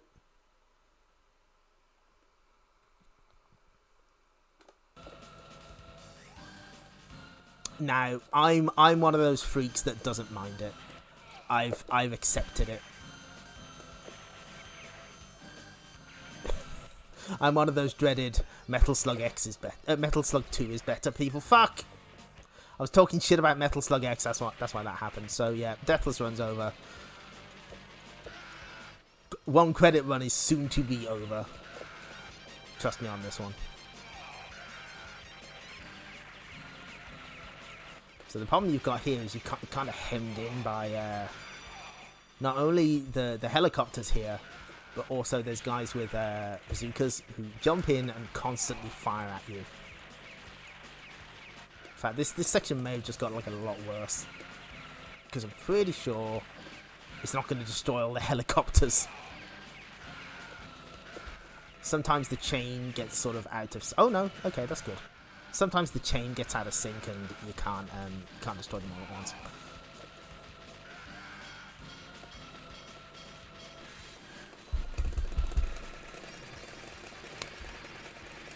I have seen a blog post on the internet claiming that you can't stop the train here. You can't shoot fast enough to stop the train. Yeah, that's... I'm pretty sure that's not true. Just call it a gut feeling. Anyway, this sequence is really rough, because eventually fireworks guys start showing up, and you don't want those to appear ever.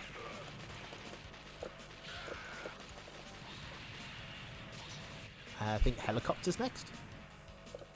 No, yep, there it is.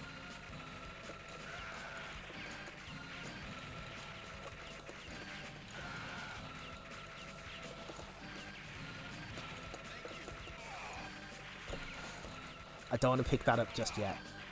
I know it's risky, but if you pick up a weapon that you've already got, you won't get the full amount of ammo for it. See, this is what I'm talking about. Fuck! I wasn't crouching. Yeah, we should get a weapon.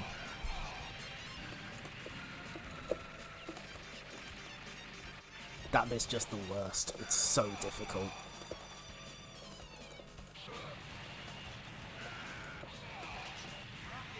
Should I have taken this? This is probably fine.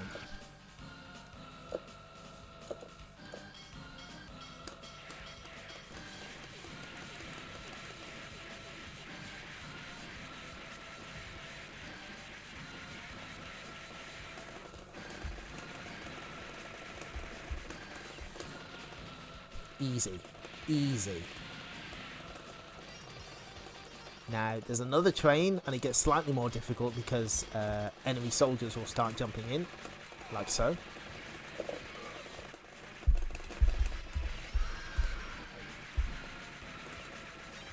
Yeah, what was the saying about weapons? Yeah, if you pick up a weapon you've already got, you'll get less ammo for it, so you kind of want to wait until you've either run out or you've got more than enough to make up for it. And now, like, a shit ton more enemy soldiers pour in. So you just wanna nip this one in the bud. Okay, sick. And for our efforts, we get a laser. Sick.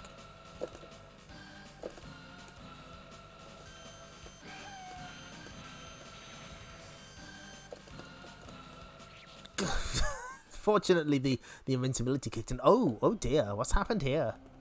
Oh, this doesn't look good.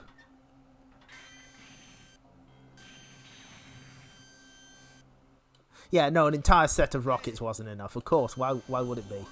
Anyway, This bit has always felt a bit weird to me. It's very out of nowhere, but a terrible secret lies at the heart of these sewers. There's these awful mutants. Later repurposed into a vehicle in Metal Slug 4. No, I'm not making that up. That's real. So, they can't attack normally, but what they will do is... once they start glowing red, if they get close to you, they'll explode. And obviously that kills you. A lot of blood and guts in this. Like, you can see their intestines and everything. It's gross. Kind of like it though.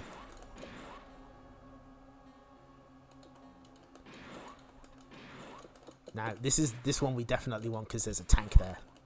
I want that tank.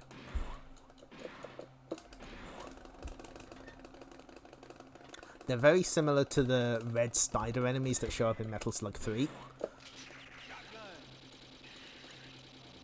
You know, yeah, maybe it is a little Resident Evil. It would have been the right time frame for it. Because this was 98. First Resident Evil was 96.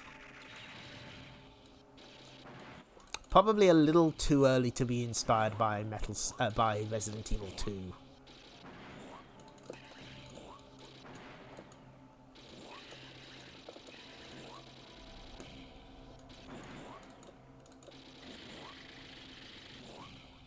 This isn't the best vehicle for this sequence, honestly. But this is the one that they give you. In the in Metal Slug X, you get a Slugnoid instead. Although I'm not sure why I'm pointing out the differences with Metal Slug X. I'm probably going to play it in a minute. Oh, you think I won't play 3 Metal Slugs in one night?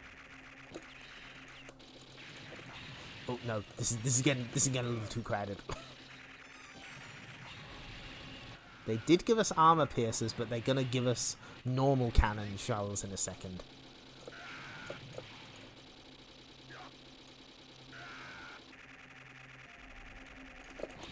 Yeah, right when zombies had their 90s renaissance, but before the 2000s renaissance.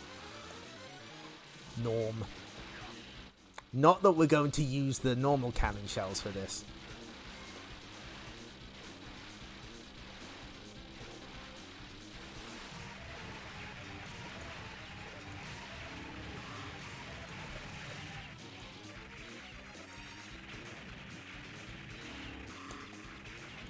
Yeah, you can, this submarine you can take apart piece by piece. It's pretty satisfying, but it does get pretty difficult. It's got the spread shot,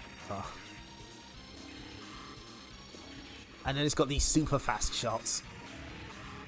This is probably the point where we want to employ the strategy we saw earlier.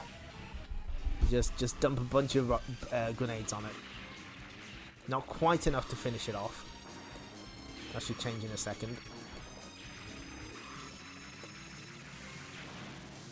Ooh. Oh, this is going to be down to the wire. There we go. Hello, Norm. This is AP.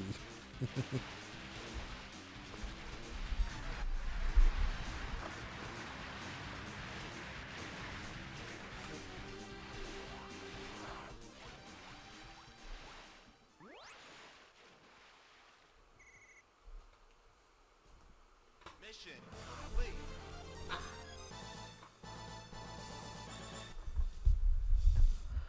Okay.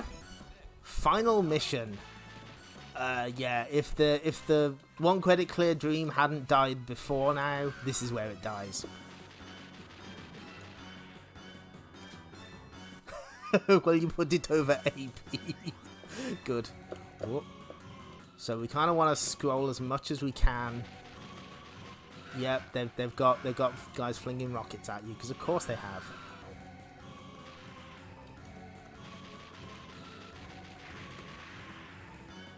Wait for the next rocket.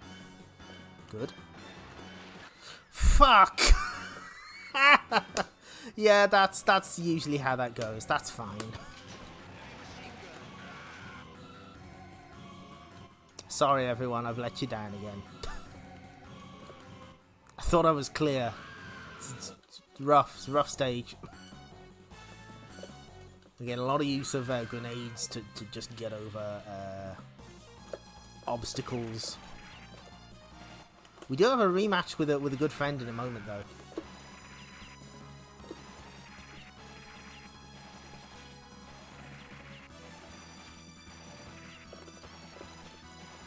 Kind of stuck here for a while. There we go. That's better. Okay.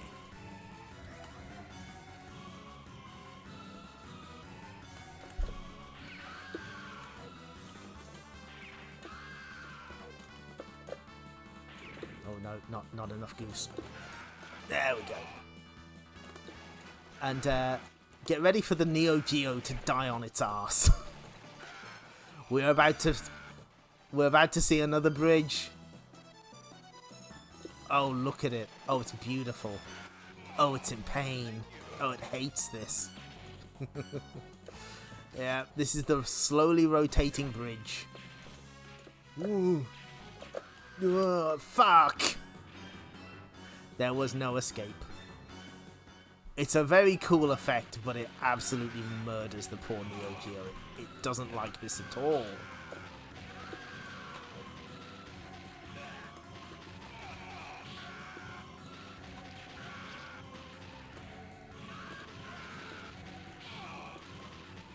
But we made it, sort of. That usually goes way worse. Anyway, here's Alan O'Neill again. You can do exactly the same thing you did to him last time, pretty much. Except this time he has soldier buddies to help him out. That was very rude. And then he gets eaten by a whale. It does. I like it.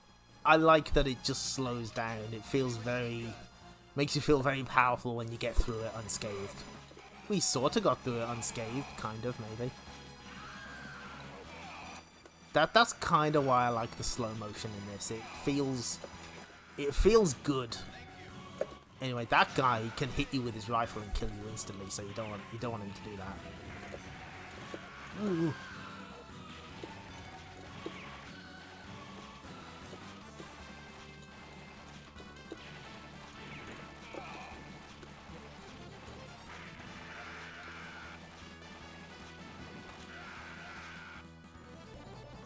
Whoop.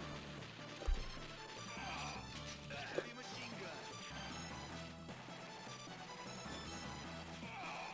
gun. Just a long row of soldiers.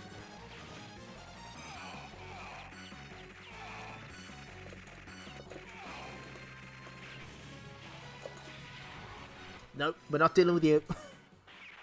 Oh, hi, Sardoos. Yeah, I'll show off the art in a minute. It was done by morkitten, Strawbros. We'll between games we'll show it off. Oh no, you're not getting away. So, what was that? It turns out Morden and his goons have been working with aliens this whole time. I guess we could sit here for a while if we wanted, but we're not going to. Ooh, just barely. Okay.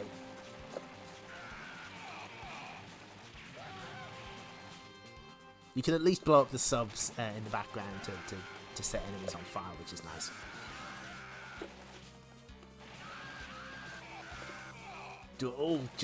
Just enough.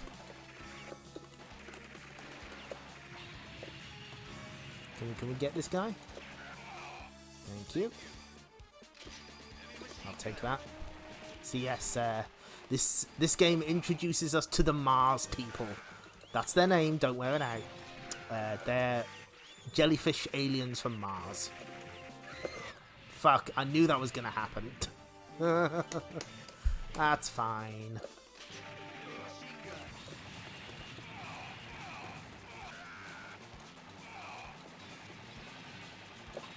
Yeah, jellyfish aliens that bleed out washing up liquid. Why do they do that? Nobody knows.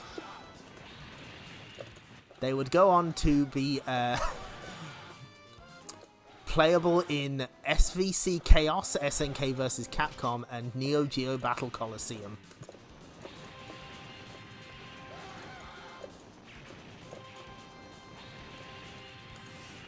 But they kind of made an impact here.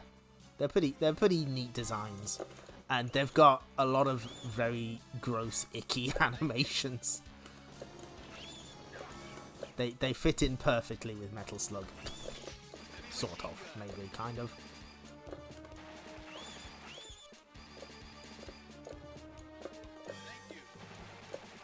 Oh, thanks. That guy just gave us a bunch of poop. That's fine, probably.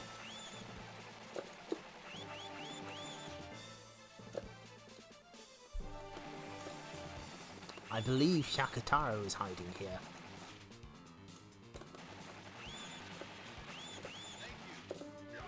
Alright, let's go. The ones you want to watch out for are the ones that descend from the ceiling, because they fire off shots while they're on their way down, and they can sort of catch you by surprise. Whoa.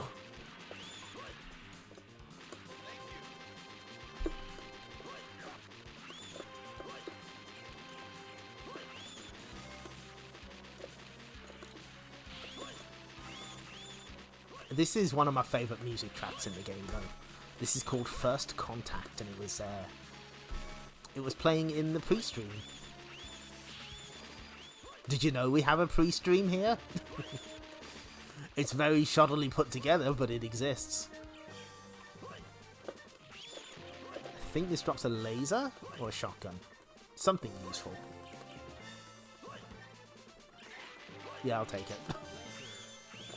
These brown ones fire off much faster bullets, so they're a lot more dangerous.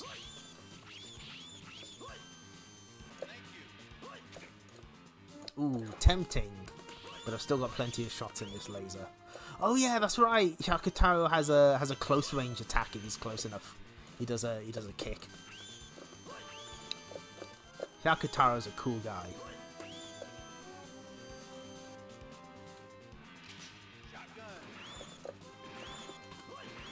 Unfortunately, we can't save that hostage up there. He's the one to the left. I mean, this guy we can save.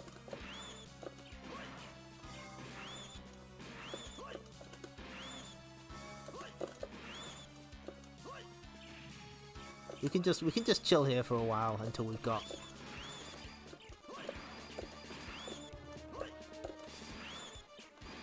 I'm sure this is gonna blow up in my face any second now.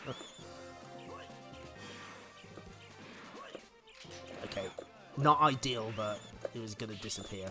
We had to do something.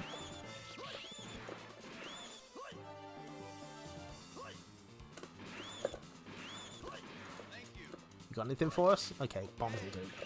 You do kind of need as many bombs as possible for the boss fight that's coming up. Ugh. Getting closer. Okay.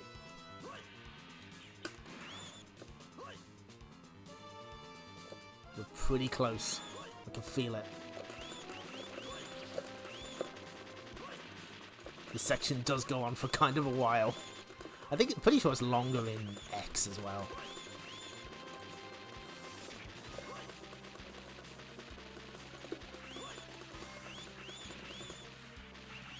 Oh no, the NeoGeo hates this. It's in so much pain.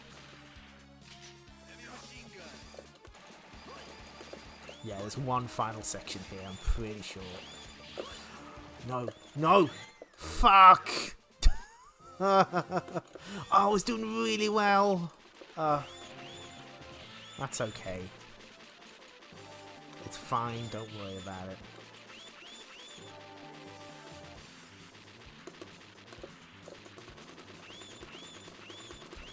Pretty sure the rest of them spawn from above. Yep, thought so.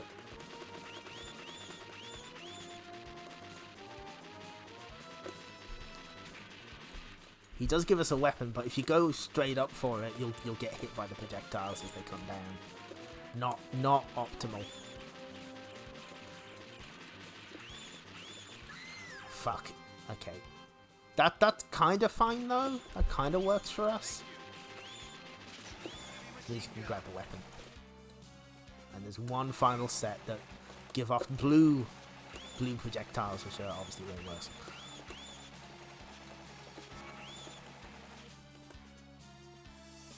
And that's it.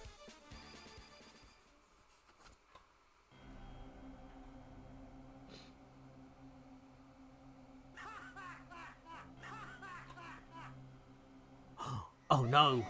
Morden's been betrayed by his new allies. And yeah, he's definitely more comical in the games going forward, because this starts a grand series tradition. Wait for it. Of Morden showing up in his underwear. He's got polka dots, you know.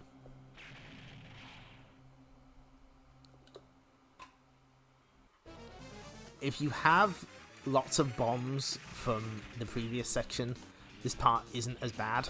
You basically need to take out these mini UFOs as quickly as possible before they become a problem.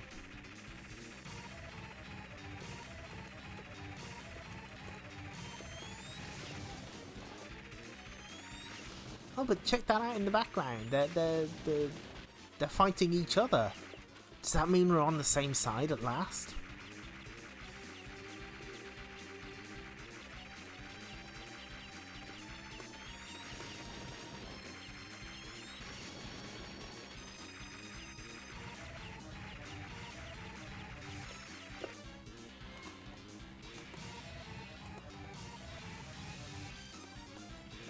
I'd rather you drop a weapon, please.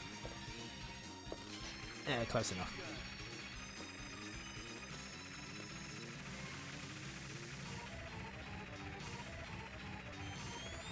Ooh.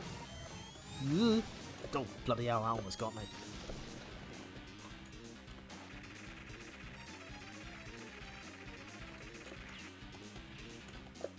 And some of them take multiple hits to take out, which, you know, not fun.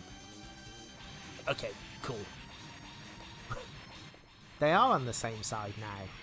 We're fighting alongside each other.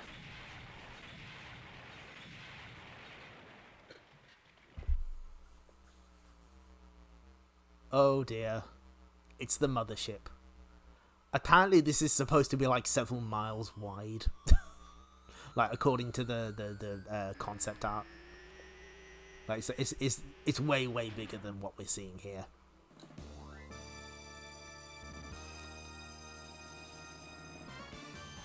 And as the triumphant final stage music from the first game plays, we're fighting side by side. Isn't it beautiful? Unfortunately, these laser shots are a real pain because they have really weird hitboxes that don't make any sense. And we are officially out of bombs. Okay.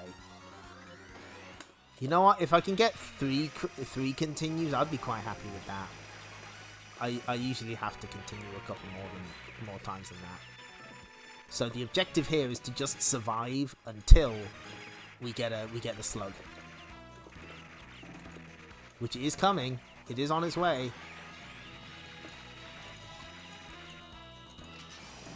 Oh, you can also. Oh no! Thanks for moving. Just as I'm about to show something cool. There, you can stand on these guys for the shield. Then that's neat.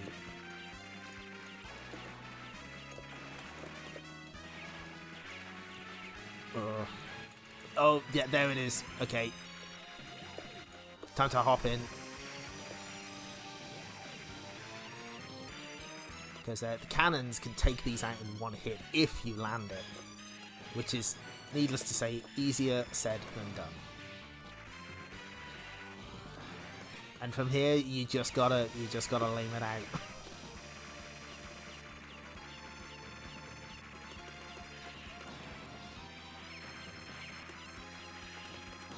Of course, once you run out of cannons, you're kind of on your own. Fortunately, it takes so long to do its Independence Day cannon that. There we go. Damn, 3 continues. That's not bad. I'm usually worse than that. Anyway, Independence Day was a film released in the 1990s.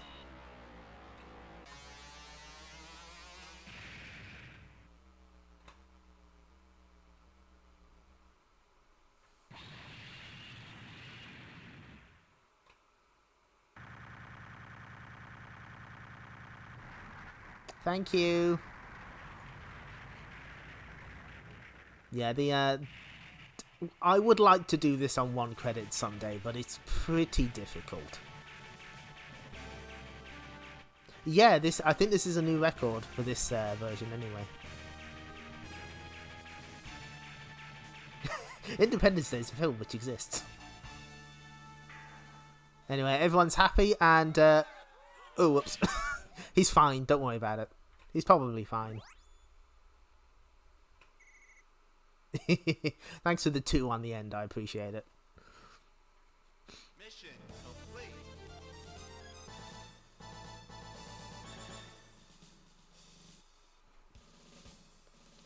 Mission all over. And 55 recaptured prisoners. Oh!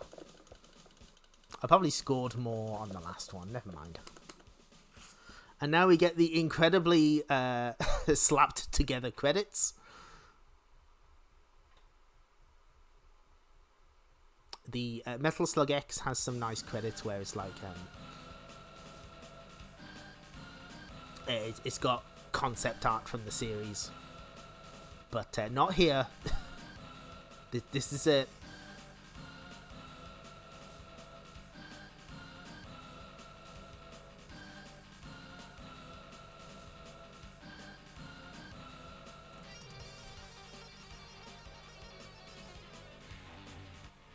It does have a beat to it, that is true. This is the song that plays in the train sequence, and it's called Kiss in the Dark. Yes, that is correct, Kak. There's Haya, or Hiyamuta, who also worked on a couple IRM games.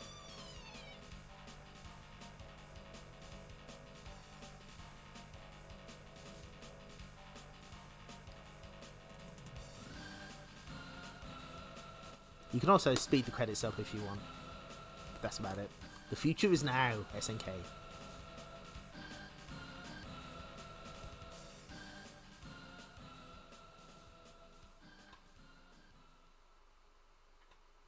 Game over. Ooh, I was like 100,000 points behind. Wonder what that was. Metal Slug 2. It's only 9:30. I think we're going to play Metal Slug X. But I just need to have a little stretch first.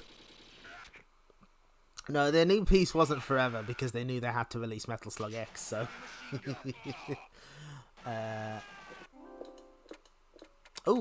something I forgot to show off. There's, I'm pretty sure there's character profiles in this version. Oh no, it's the... Rumi Aikawa, a normal volunteer mistakenly put into the front line. However, this caused no discouragement and instead she bravely supplies items. Amazing, Rumi!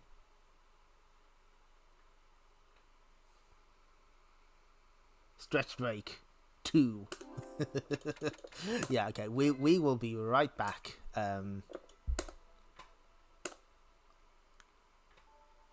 Amazing, Rumi. Good, you know what? Good for her. Good for her. She's also got a sister in Metal Slug 3 called Madoka. Good for them. Good for them. Okay, I'll let the. Oh no, I've got to change the.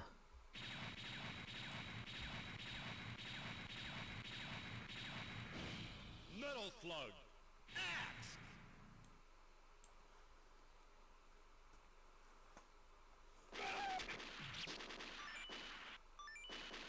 So we'll let this play out, and I'll be like back in 2 minutes.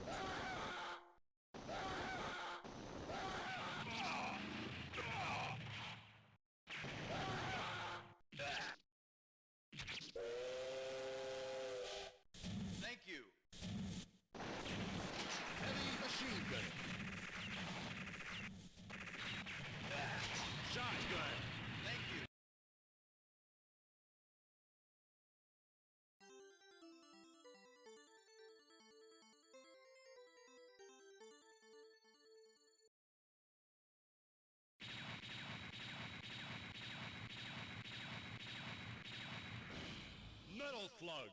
Axe.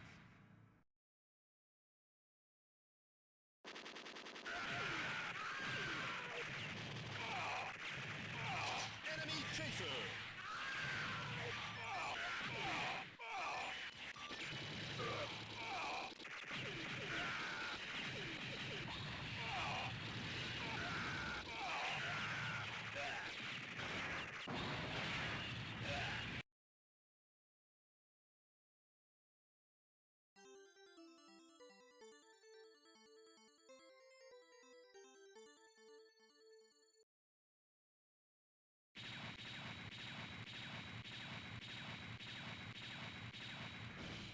Metal Slug.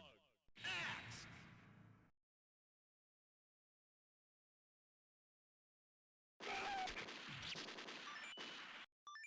Thank Firebomb. Lane shot.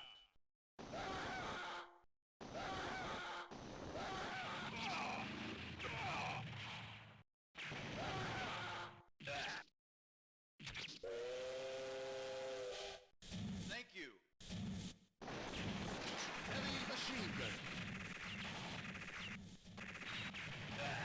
Shotgun. Thank you.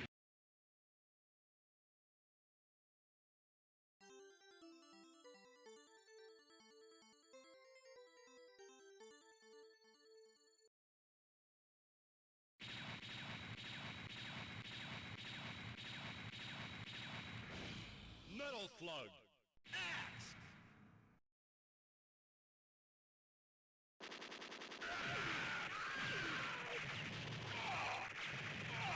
Enemy chaser.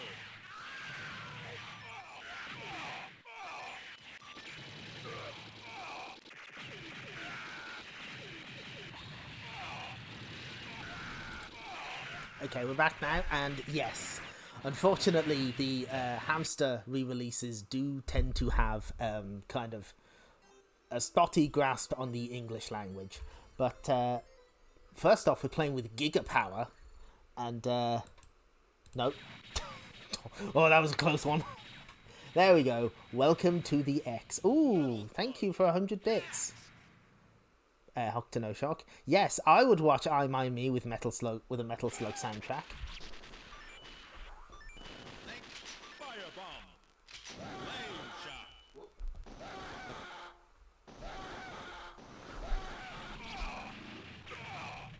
I would absolutely watch that. So, speaking of loose grasp on English, let's go to the manual on this one. This one does have the character profiles I checked.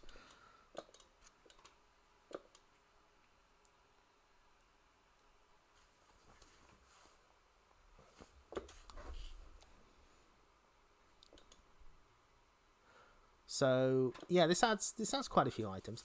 A sense of Marco Rossi, a sense of justice and Latin spirit are entwined into this Italian nice guy. No matter how dangerous the mission, he charges in with intense bravery. Tama Roving. I believe Marco's full name is like Mauritius Dennis Rossi, and Tama's full name is Tarmical Roving III. He partnered up with Marco on a previous mission. He might even secretly think of Marco as an older brother. Ah.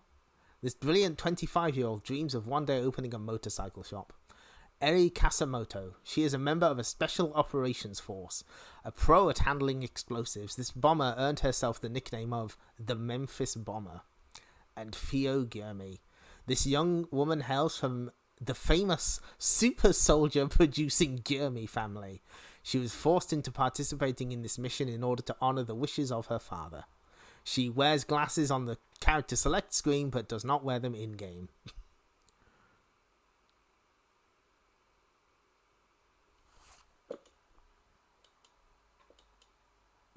So, oh yeah, before we get started, for people who got here late,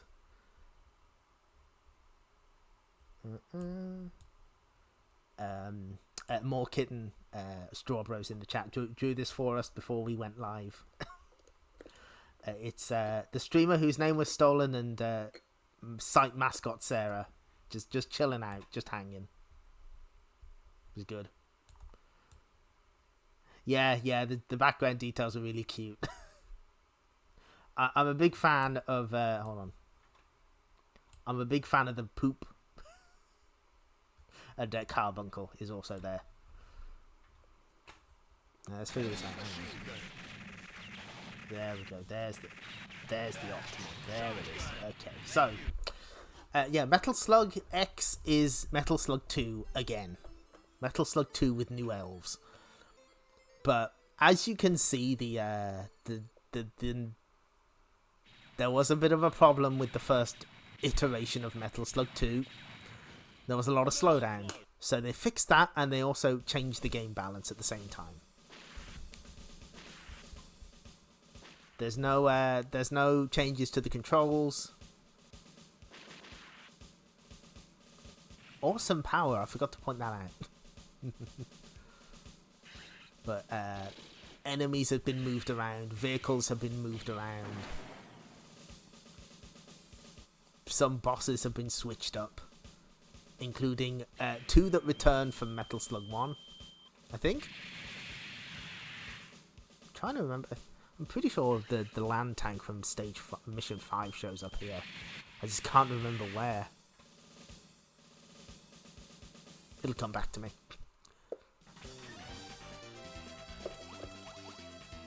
What kind of stream do you think this is? Of course I'm playing Spheo. So as you can see, this stage is now set at night. And oh my god, oh holy shit, no. Right, we're changing that right off the bat. We're not playing with sweat. Fuck that.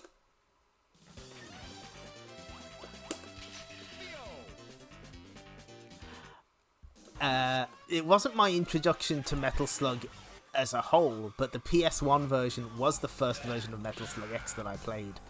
That did get localized, surprisingly. There was a PlayStation 1 port of the original Metal Slug, which is pretty rough. The Metal Slug X port is okay. It loses a lot, but it doesn't have loading mid-stage, so you know that's something in its favor.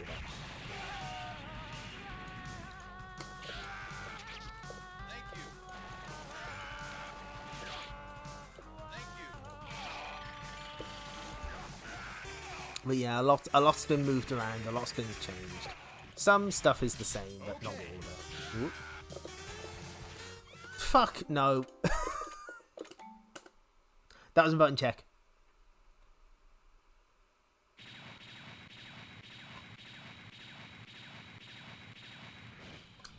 Yes, I believe the Saturn version does have more frames of animation.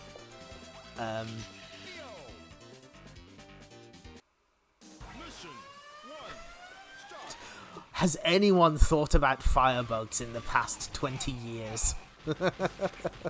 Yeah, you were kind of out of luck for video games on the PS1 at that point. But no, yeah, Metal Slug 1 on PS1 really rough. Metal Slug X a little better. There's less screen space, because what it does is it has like a border over the status screen, the HUD, so you see less of the action. But it retains as much animation as it can, and it also has a bunch of extra modes, including Combat School, where you do various... You play through the stages again with different conditions. And it also has another mission which has like a bunch of different mini games, which is surprisingly fun. Like there's ones where you're avoiding missiles while trying to travel as far as possible, that sort of thing. Ah, fuck, we've missed it. We've missed it. It's gonna scroll too much. No. There's a bunch of secrets here.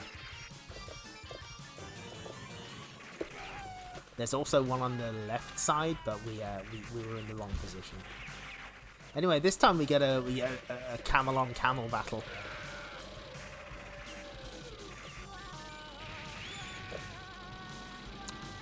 there's a clue early on that not all is as it seems here.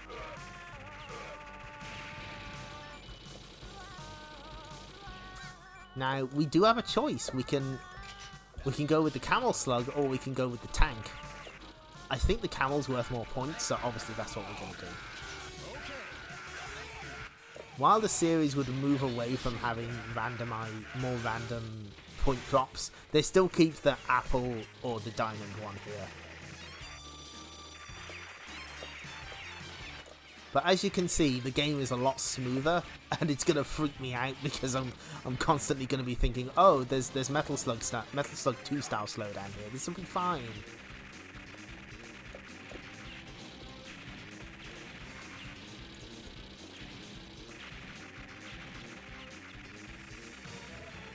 But yeah, this boss from Metal Slug 1 has shown up again.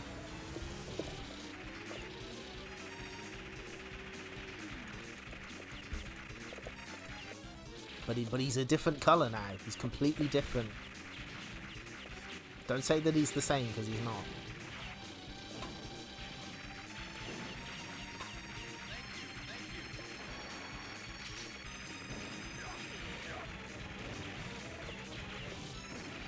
The main problem here are the missiles that come from the back. Especially if you don't have the tank.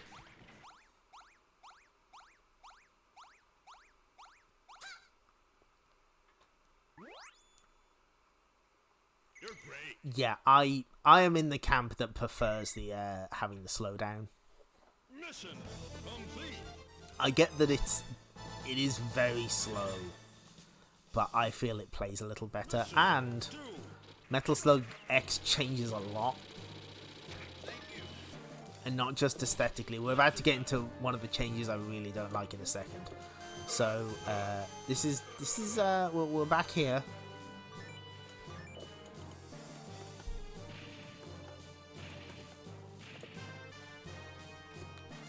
That was easier last time. Thank you.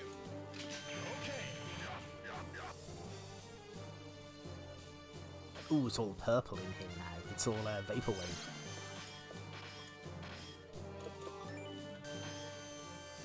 Thank you. Generally, I think there's like more secrets, but some got removed. And I think you can actually save this guy now. You can let him turn into a mummy, and I think he runs away. Yeah, there we go.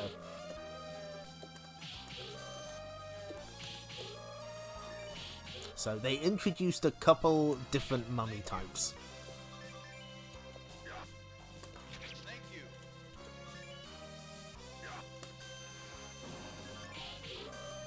One of them is going to show up very shortly. And here's the first new weapon. The Iron Lizard, which runs across the ground. Very helpful.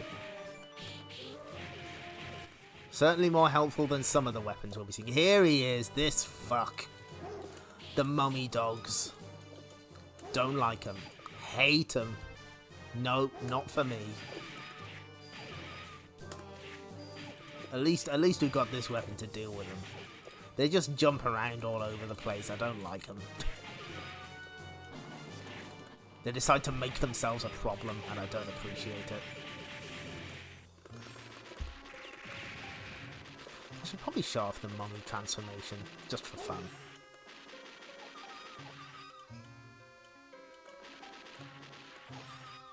Preferably when there's an antidote on screen.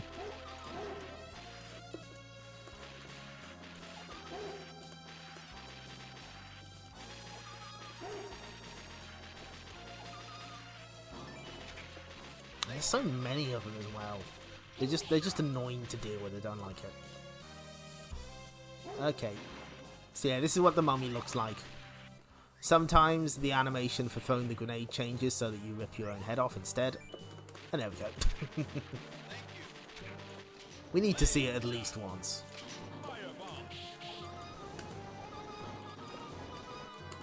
At least you can set these guys on fire and it's very satisfying. Don't you dare.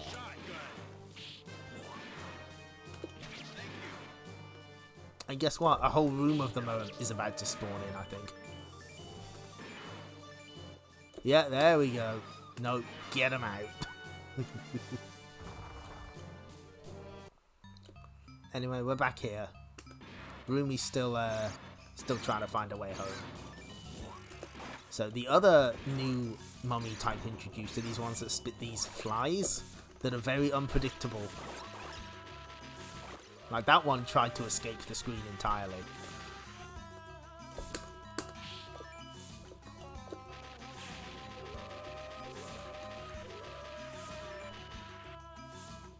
Go, Rumi, go. Awesome, Rumi.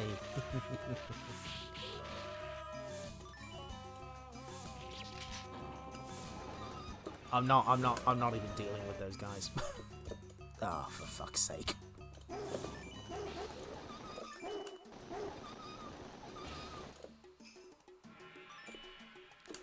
There's also a shit ton of extra secrets here.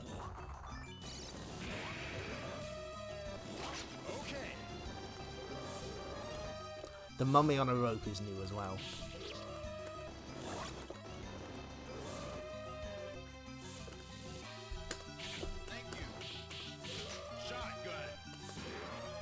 So you can shoot the nose of the Anubis here to get some coins.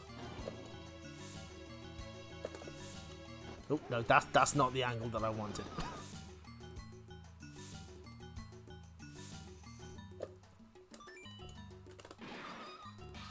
Do we go for the... I guess we kind of have to. We gotta go for the genie. He's an important part of Metal Slug lore. And if you wait long enough, these bats will start chomping into you, but they can't kill you.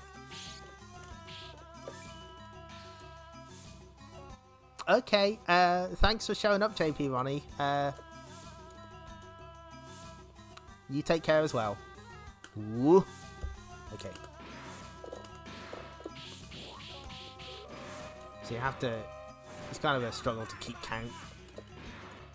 2, 3, 4, 5, 6. There's a chance that the if you shoot upwards, you'll get a pot that turns you into a mummy instead. Okay. I have to do a sharp intake of breath every time I do that jump because it sucks.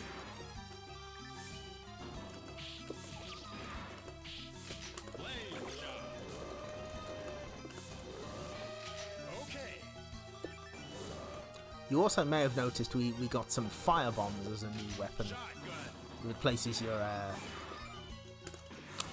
grenades. And yeah, they make you fight an entire section of these fucking dogs. I'm not even going for the close kills on this. I do not care.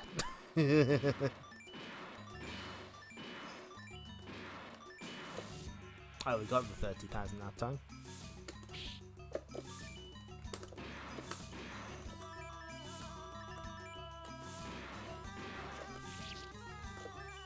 Anyway, back to the Slugnoid.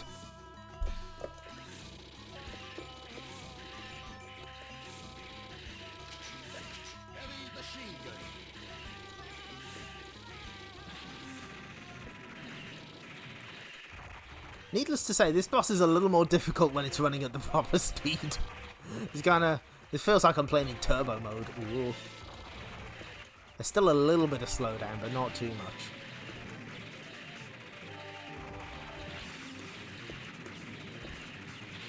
Will we ever get to see its full screen laser? Not this time, I don't think. Oh, there it is. You can technically grind for points here because when it's shooting its laser, it doesn't actually take damage, but you still get points for it. But that's kind of a lot. You're great. Mission complete.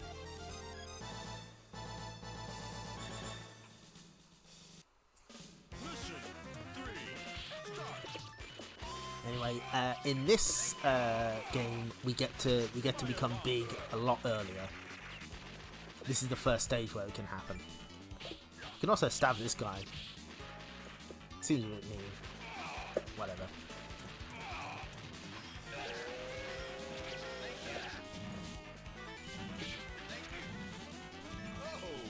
There it is. They said the thing. Shotgun.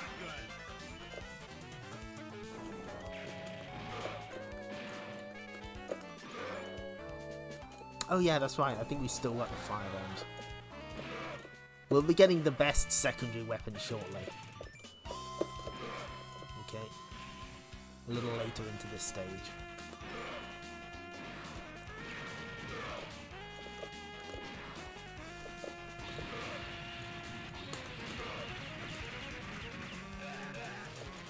Oh no. Oh, I'm in danger. I'm scared. Okay, we're out of danger, I think, maybe? Ooh. They also fixed the big mode's heavy machine gun, so it actually does hit angles now. Oh, the flame effect is so good.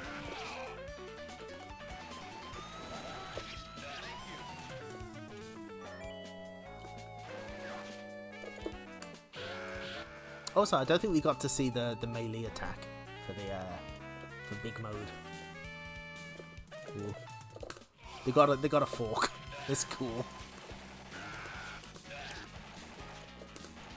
They can either use a fork or they can use their what I guess is their belt.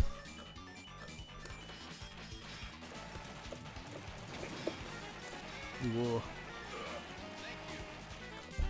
Anyway, that's a big diet pill that we can eat, but nah, we're good.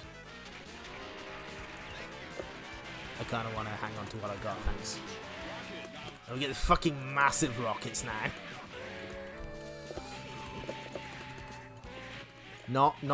Perhaps not the ideal weapon for this situation, but we're making it work somehow. Whoa. Oh, this is not optimal. Oh no. Duh. This might be the end. Oh no, okay, that fuck!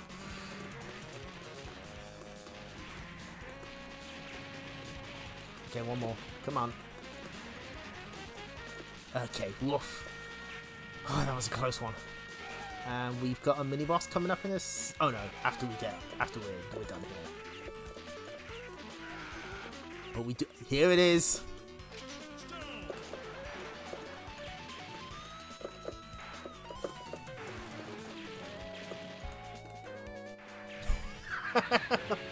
Yep, you just get to throw a stone. It's so good. Oh, it's very silly. I like it. Heavy machine gun.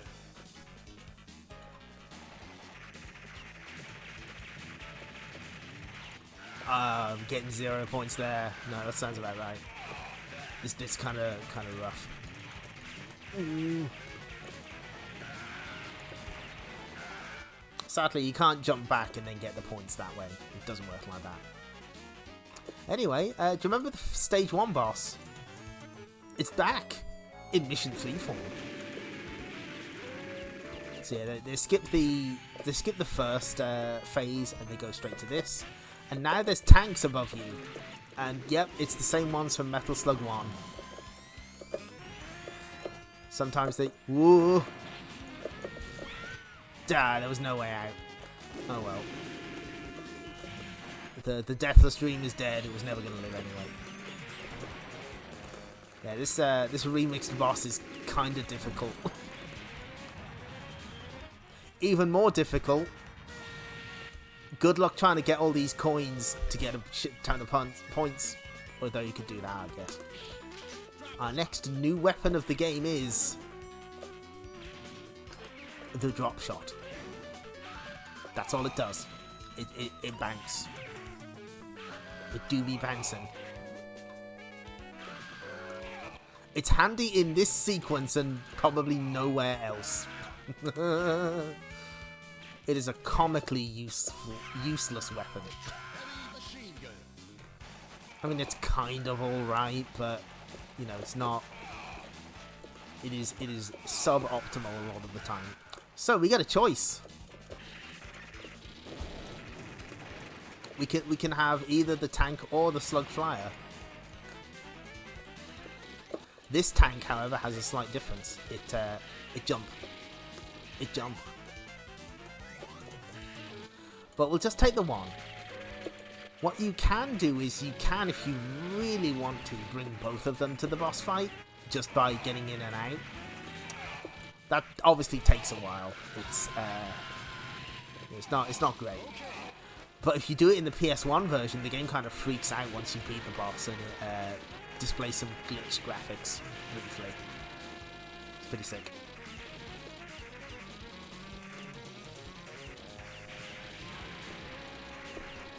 One thing I forgot to do while we're fighting this boss again, I completely forgot to explain the Metal Slug machine that I trained on. So it's time for one of my arcade stories. I don't have many, but you know I have to tell a few of them. So like I said, Metal Slug 2 was the first one I ever saw in a real arcade. But then, you know, it's kind of... Metal Slug 1 especially is a pretty common arcade game. I'm sure you've noticed. So I would see it here and there, but the place I remember it most was a place in Wales called Prestatyn. Right by the coast, kind of a rundown seaside town that we'd visit about once a year, because we had relatives in Wales, but we'd visit this place that I called the Warehouse, which is just a huge building by the beach that had a bunch of weird arcade games. Examples include Neo Mr. Do, Neo Turf Masters, a Japanese version of Pocket Gal with the nudity, Planet Harriers, exactly once, Stun Runner for a while, but the machine that was there for the longest was a Metal Slug machine. And it had... Oh boy. So half the sound channels were busted. So you could only hear like the melodies sometimes. Half the colour information was busted, so you couldn't see any green colours. Yes, Pocket Gal was uncensored. They had a Japanese version for some reason. God knows how it ended up there. What else? So the joystick was fucked because it was very loose and shaky. The buttons, I'm pretty sure, were converted from a slot machine. So it had these awful buttons in this bizarre triangle formation that didn't make any sense. And I'm pretty sure that the memory was on its way out, because it would often wipe the high scores prematurely. And that's the cabinet I played the most Metal Slug on. That's what I trained on. That's what I was born with. Like the most fucked cabinet you could possibly imagine. Don't you know? I don't want this. This sucks. Yeah, the drop shot was useful exactly once in this video game, and now they've decided, nope. Not this time.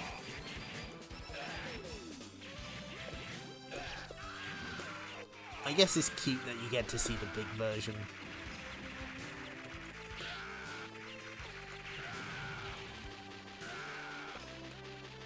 Sadly, that particular arcade only had Planet Harriers once.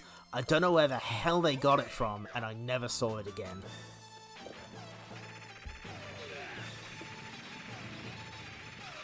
And that's my story.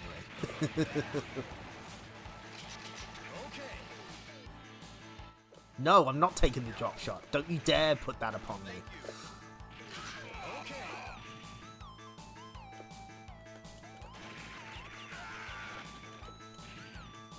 This is slightly more hectic than what we saw in Slug 2. Just a little. There's actually enough action for the NeoGeo to start praying for death.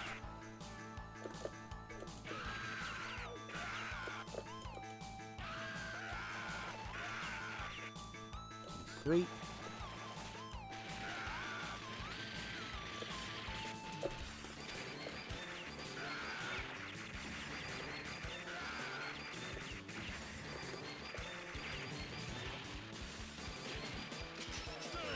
And you have to watch out here because these guys can catch you by surprise.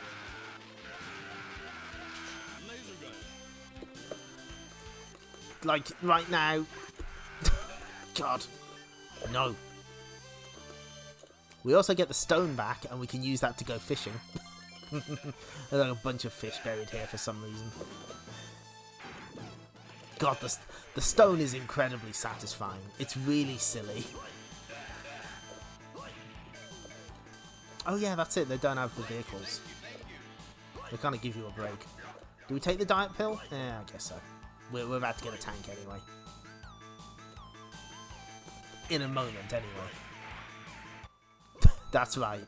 That's right. All we need to take you out is a stone. I probably shouldn't have taken that diet pill. A lot less slowdown here, though, as I'm sure you've noticed. There's still some, but not nearly as much.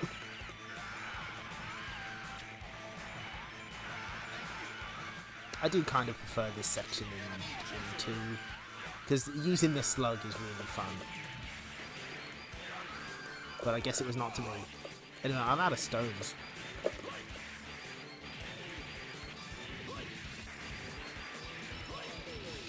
Somehow we do manage to fit into the tank. Yeah, I was playing with weighted training clothes. That would be a way more fitting story had I got the Metal Slug 1cc tonight. But that just means I've got an excuse to play Metal Slug again another time, which we will. I do have a 1 credit clear on my YouTube channel if you want to see. I can do it. It's just that bridge, man. That bridge is rough. Anyway, we're back here again.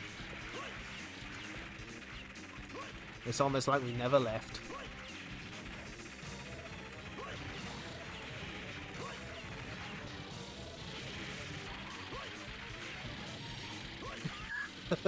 Oh, you think I won't? You think I won't do Metal Slug Mondays? I do kind of want to see if I can stream Metal Slug 3D on here. That would be interesting. I bet a lot of people haven't seen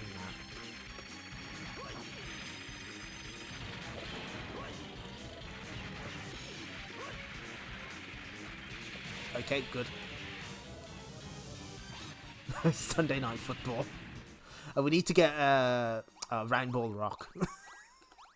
We can use that as the theme song. Oh, she's eating the donut. Good, good. Nobody. Okay.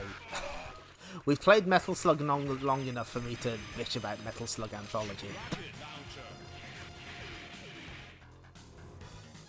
I don't know. When I first modded my PS2 to play imports, modding being the loosest usage of the term, the mod involves a bit of gaffer tape and a piece of tissue. Metal Slug 3D was like one of the first games that I got for it. It was a pack of 3. I got Metal Slug 3D, I got the Fantasy Zone collection, and I got the Simple 2000 series, the Made Clothes and Machine Gun. I'll be taking no further questions. Later on, I would acquire the art book for the Made Clothes and Machine Gun, which does exist. And the company I bought it from shut down like a month after I bought it. I'm not saying these facts are connected, I'm just saying that they are facts. Anyway, so I was going to bitch about Metal Slug Anthology. Right, well, it depends on each version that you select has different problems with it. The Wii version does not have classic controller support because it was it was like very early, close to the launch of the system, and they just didn't.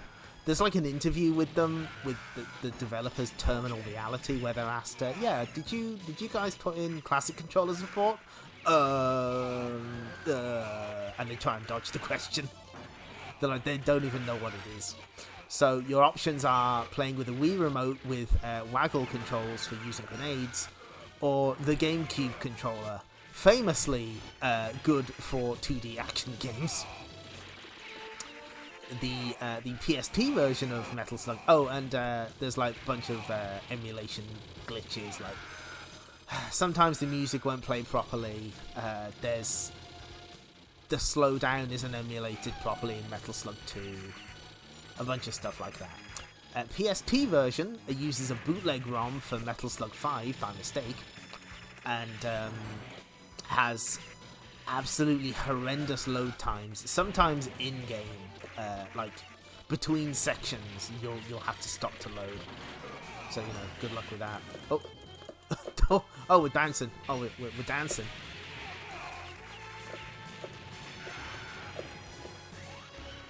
Oh, I saved him, but we'll never know what he was gonna give.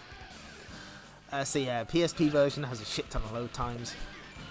PS2 version has atrocious input lag on every game except Metal Slug 6. And the PAL version runs at 50 Hz, so the games are slower. Fuck. Ooh.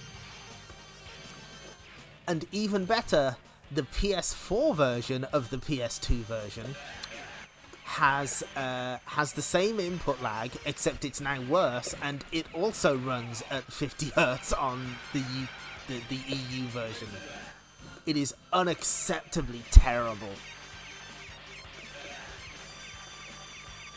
Like, people might wonder, why buy the Arcade Archives versions when you can just get the Anthology on PS4? Yeah, there's a fucking reason you want the Arcade Archives versions, it's because they work.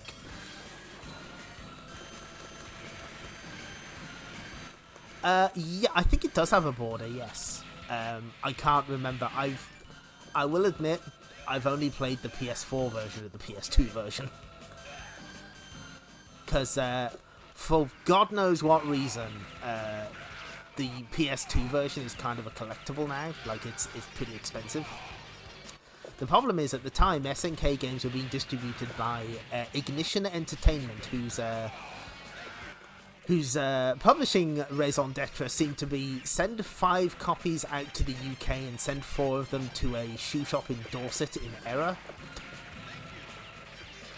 Like, they didn't even bother releasing Metal Slug 7, the DS one, in the UK. It was mainland Europe only.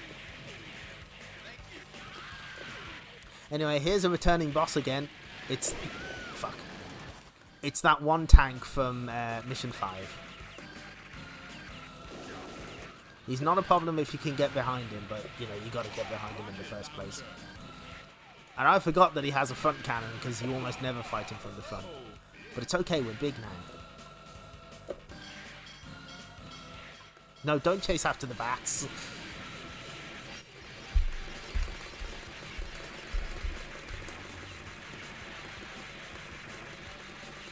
No, the stone sound effect is incredibly funny, I promise you. The problem with big is you can't quite fire fast enough to stop. Like, they have sort of a hard cap on the amount of bullets that they can use. So we're probably gonna die.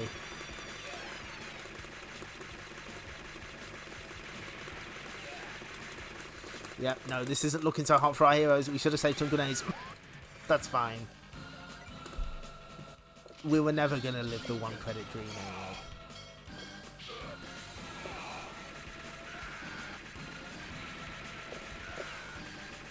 Yes, the PS4 version of the PS2 version has even more input lag.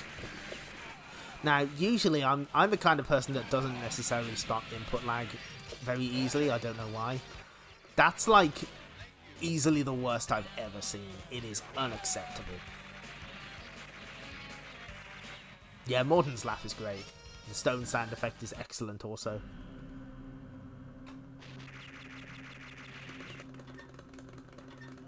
Well, the thing is, that changes depending on which version you're playing, I think. Like, I think like the PS2 and PSP versions have like credits set to specific difficulties, but the Wii version lets you pick a couple of different settings, except for Metal Slug 6, which is a different case entirely, and it's, oh god, it's just a mess. Terminal Reality would later do SNK Classics, Arcade Classics Volume 1, and they mostly did a slightly better job, but it's still not perfect. Anyway, in this scene we get the Slugnoid instead, which is a bit more appropriate, and, oh, well, I think, I'm pretty certain we can get a new one. We'll sacrifice that for now. I'm pretty sure if we destroy it early enough, we get another one later. Oh, there it is, in fact. It's good to have that kind of knowledge in the pocket for when you need to improvise. No, you don't.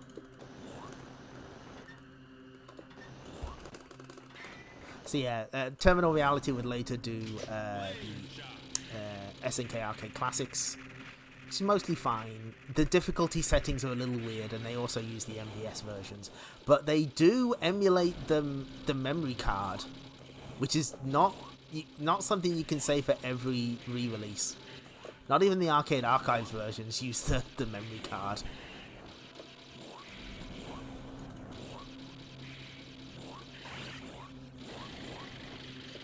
The Slugnoid is going to be very useful for the boss. It's just not. Oh, fuck. Do I get a third one? I don't think I do. Okay.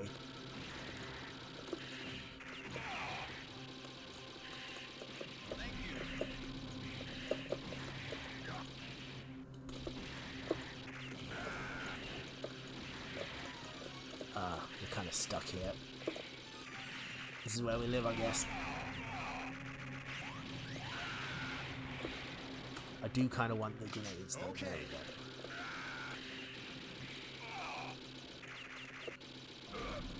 Thank you.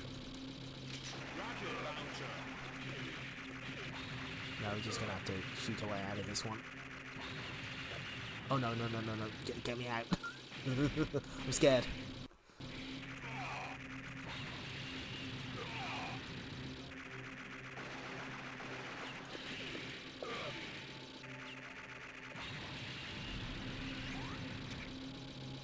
Yes, that is correct. Oh, fuck, okay.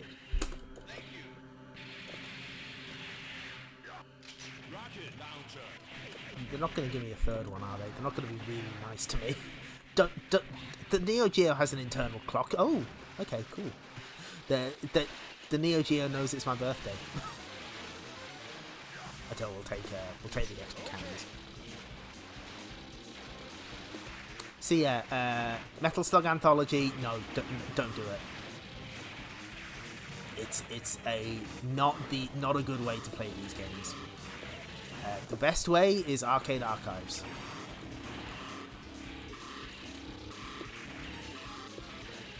Technically, the best way to play Metal Slug 2 is NeoGeo Station on the PlayStation 3 specifically, because it has an option to tone down the slowdown, overclock the computer, but that version is no longer available.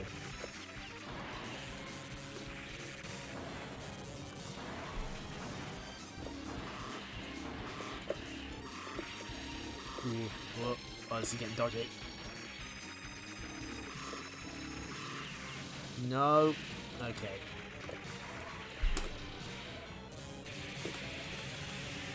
We can't throw grenades quite as fast, but it does the job.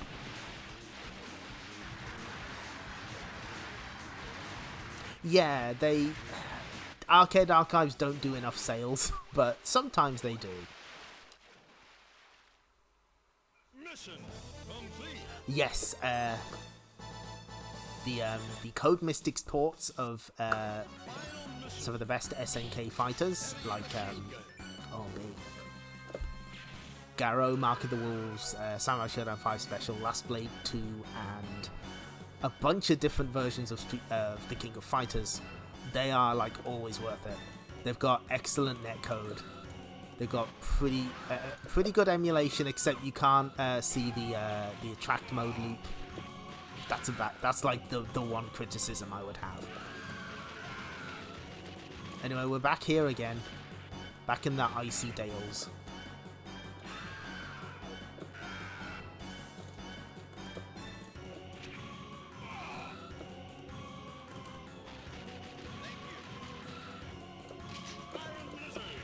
See, now that's useful. We didn't get to see the super grenade, unfortunately.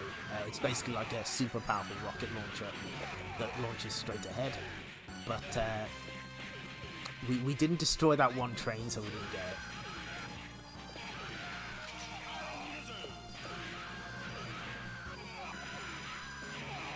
it. In particular, Code Mystics are currently helping SNK release Samurai Showdown 2019 properly. It's weird. It's weird that a 2019 game comes out properly in 2023, and they're fixing the busted fuck-ass netcode. Oh dear. I flew a little too close to the sun, that's fine. It kind of works out in our favour.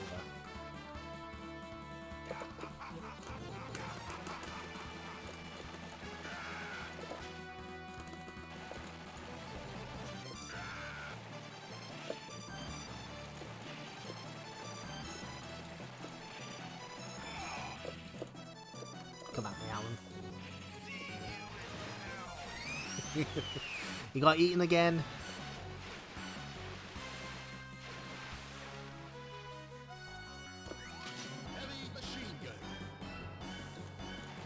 Also, apparently, Code Mystics dumped a game for use in MAME recently, like some. I think it may have been like a Lost Williams game or something. That's cool of them. I like that. The one thing I kind of wish would get a more wide release is Code Mystics did versions of Killer Instinct 1 and 2 with online, and they're only available on the Xbox One version of the new Killer Instinct. They're not on the Steam version, which is deeply unfortunate. Hell yeah, I play those online. Yeah, no, Alan's totally dead this time. He's not coming back. He'd never come back for a sequel. Anyway, we're back here again, and I'm pretty sure this is way harder. Oh, it's this guy again. Hello. What's he doing here? We're gonna steal his briefcase anyway. Nerd.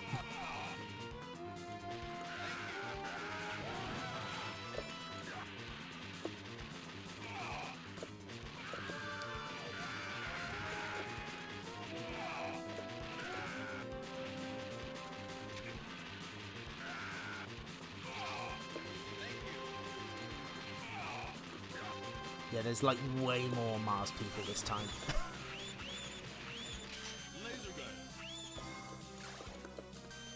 And there's a third type of Mars person we're gonna see later. Thank you. Okay.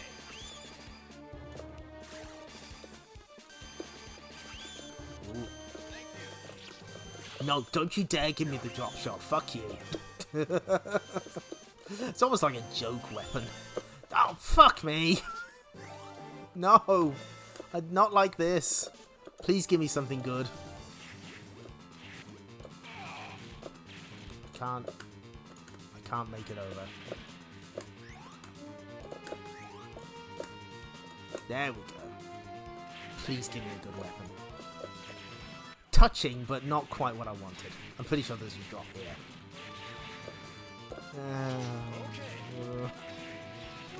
Yes, okay, finally.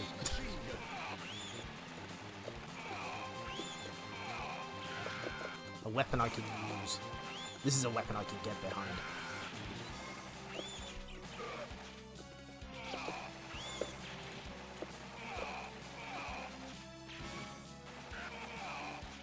Oh.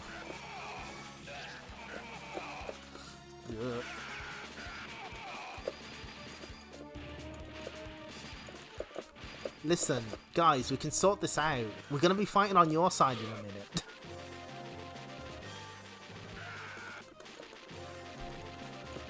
Oh, no. No, I've made a huge mistake. Yeah, this isn't going to be a 3 credit clear, I can tell you that much. This section goes on for a while.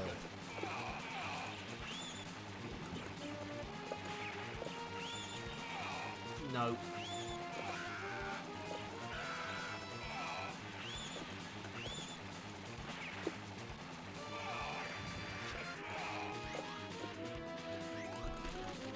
I've completely forgotten where all the secrets are in this section. I'm pretty sure there's some... No. There's like an area you can walk back and there's secrets there, but...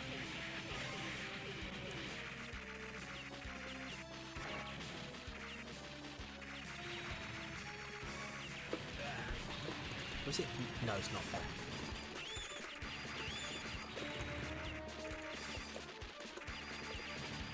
And now we get to set them on fire.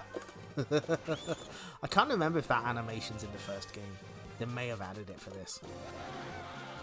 But it's deeply satisfying. Especially when you set them all on fire in a row like that. Ah, feels good. Come on.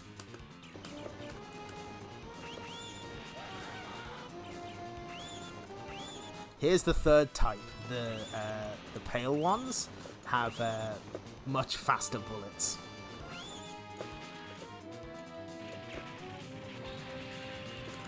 Okay, good. Careful use of the shotgun here is essential. You can take these guys out like in full sets all at once if you use your shotgun carefully. That, for instance, was not careful shotgun use.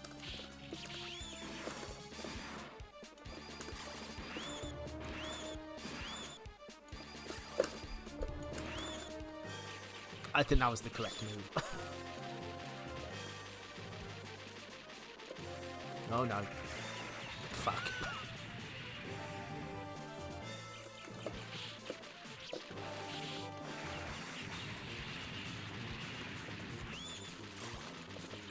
Oh no, there's too many of them. Oh no, I don't like this. Okay.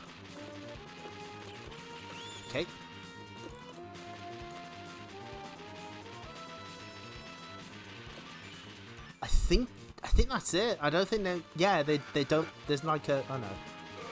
Maybe it's not over. Oh no, it is.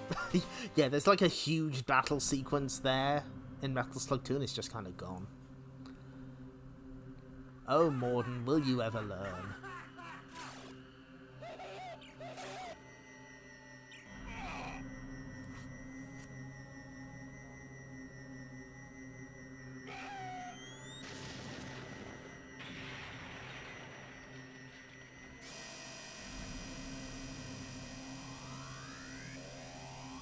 Theo's having a sandwich.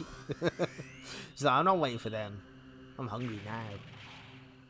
Anyway, we're at a bomb deficit, so this is going to go well. Please give me a weapon.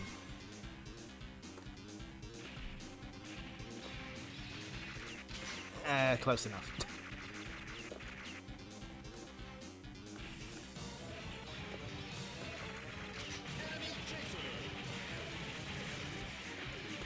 This pattern's pretty nice.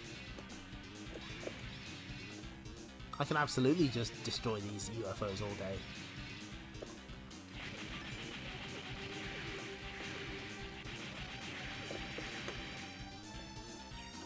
Oh no. You see, this is what happens when you deviate from the plan. You get a situation like this. Oh, and I'm out of bombs too. Cool. Don't you dare start spawning more. Okay, no, that wasn't gonna... Yeah, that's about what I expected.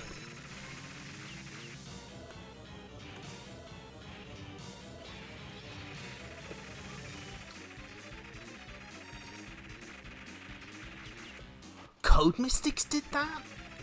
Is that the one that's got like Colony 7 and stuff? The one that's got like a weird NES port of Space Invaders?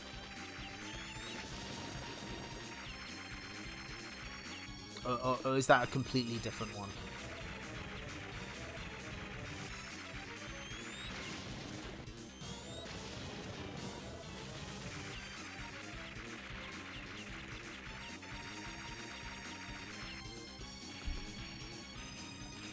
Oh dear. Oh no. I don't like them. No. Oh, don't make me do this while there's a UFO on screen. No. Oh, good. He was very polite and he decided to go away.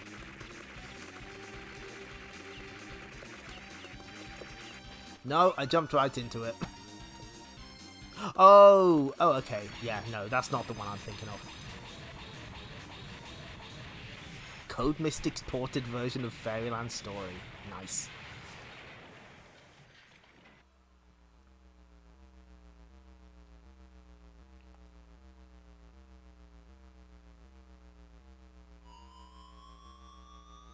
I've been streaming Metal Slug for 3 hours. Why did you people let me do this? But no, it's fine. Anyway, we're gonna let Theo have a sandwich. And that's enough of that. Give me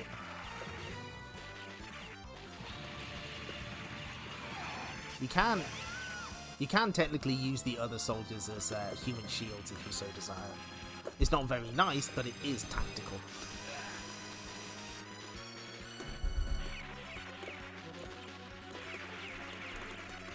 Yeah, this is definitely a 4-credit game.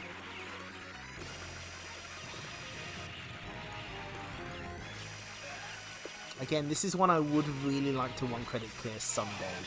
I think it's doable by my meager skills, but it would take a lot more practice. First 4 stages, I've got those down pretty solid. It's just 5 and 6.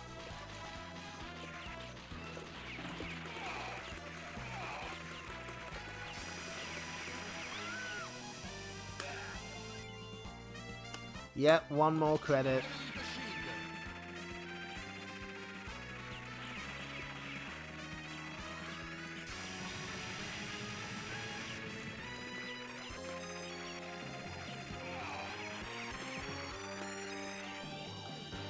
Anyway, you do get a bonus in X. You get Hyakutaro to help you out as well.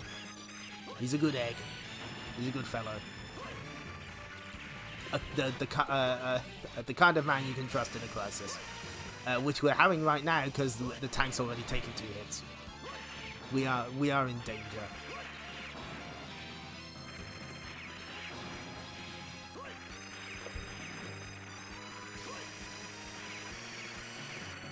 And nice timing, Straw Bros.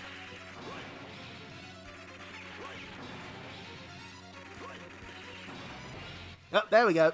Okay. 4 credits, that's not bad.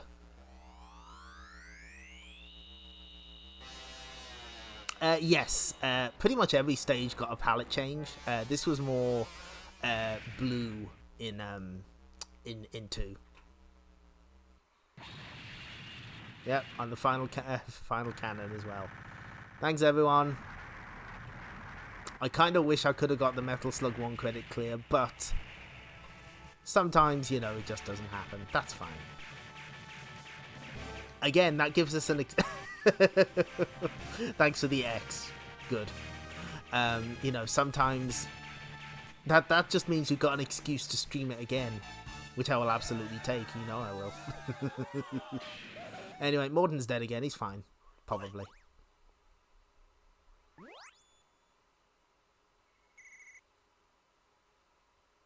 Mission complete.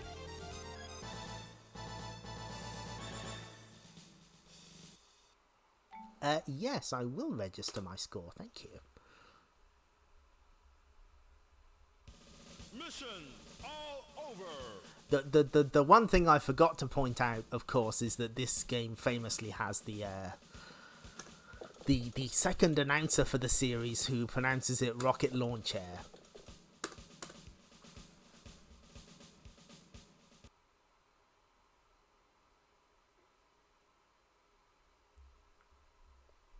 And we do get a different staff roll. What we have here is a bunch of concept art for the original Metal Slug. To tell you the truth, I registered my score because it gives me a trophy. The end and all over.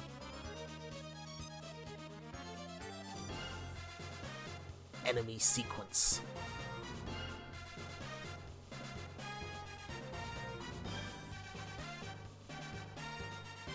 I think it's Metal Slug 3 that has a credit for enemy's brain, which I always like that one.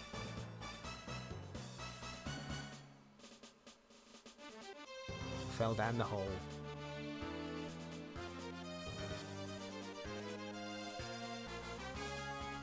If you ever get the opportunity, look up the concept art for the original Metal Slug. Some of it is twisted. Like there's demons and shit in there, it's great.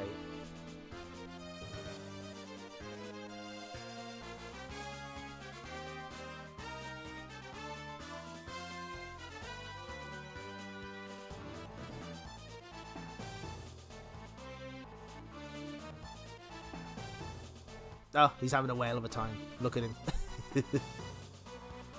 That's the guy. Wizard. Oh shit. Andy the Wizard. Ooh. On the battlefield of Metal Slug, soldiers were knocking each other's teeth out. There's enemy's brain. Oh, ooh.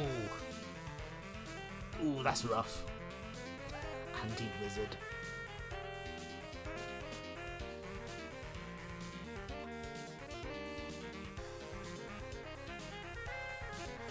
Can't believe they put a wizard in Metal Slug. He's been hiding there this entire time.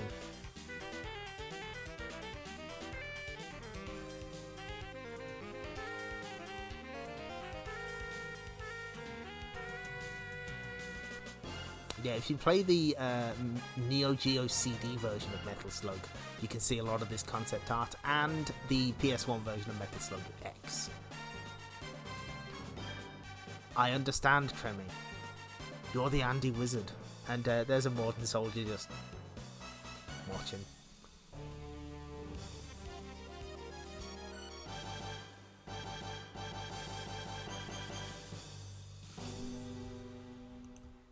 The end. The future is now.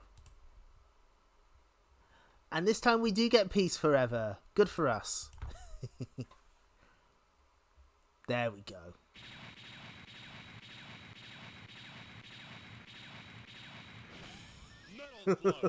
That's that last image was me watching pixels on a plane. So yeah, I think Metal Slug X is fine, but I prefer the enemy layouts in Slowdown in 2.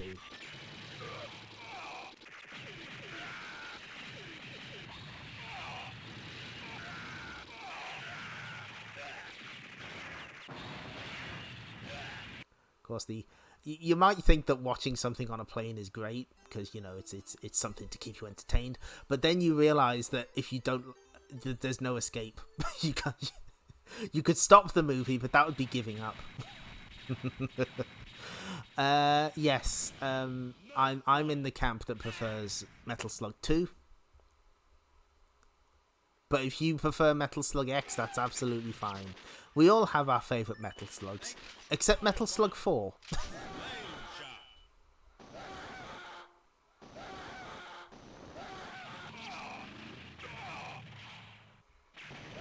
Is it legal to morb out on a plane asking for a friend? No, okay. Okay, I have one more bone to pick. I saw a review of when Metal Slug 4 was released on like the virtual console for the Wii, because they did manage to get to Metal Slug 4. They didn't quite reach 5, but they did get to 4. A certain nameless website reviewed it and said like, oh, if you like the other Metal Slugs, this is just the same. And it's like, no, Metal Slug 4 isn't the no. What are you no, don't give Metal Slug 4 a 7 out of 10. No, it's exactly God. To be fair, it's probably a pain in the ass to do, like, virtual console reviews. Especially since they were releasing them every week and you have to master a... No, Metal Slug 4 has a lot of problems. Like, most of the new stuff they added is broken in some way. There's... The level construction just isn't there. It's...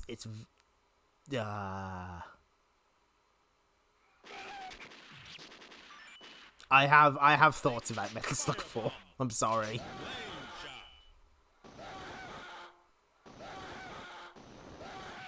Metal Slug 5 is one I will go to bat for. I think it's completely fine.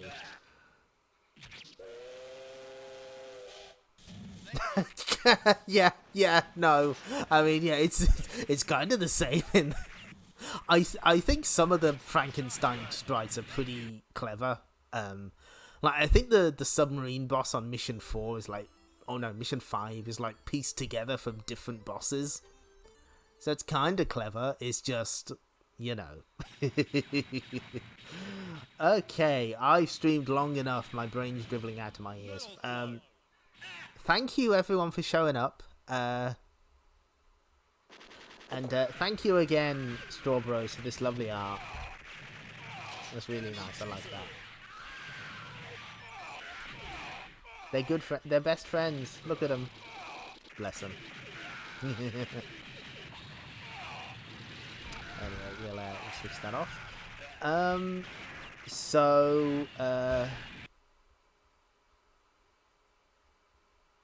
Yeah, let's leave it up. Let's leave it up so it scares me next time I open up OBS. Get a jump scare. So next stream is Sunday. Contents to be determined. I have absolutely no idea what I'll be streaming. Just no concept. Mate, I was about to say maybe I'll do Castlevania The Adventure. I don't want to do that. No. I want to play something fun. Hang on. Wait. Okay, let's Thank you. let's see what Dino's streaming. If he's streaming. Is he?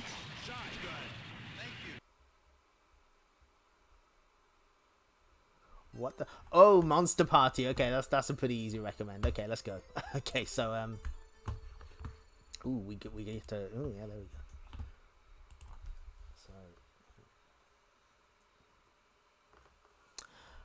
So yeah, thanks for showing up, everyone. I assure you, I can't stream tomorrow because that's my birthday. So I'm gonna be eating cake.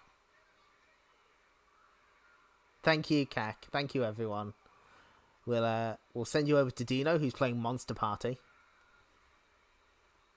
I mean, why not? 'Tis the season. Maybe I'll play a horror game. Maybe I'll find something. Yep, okay, right. Well, I will see you next time. Bye-bye, everyone.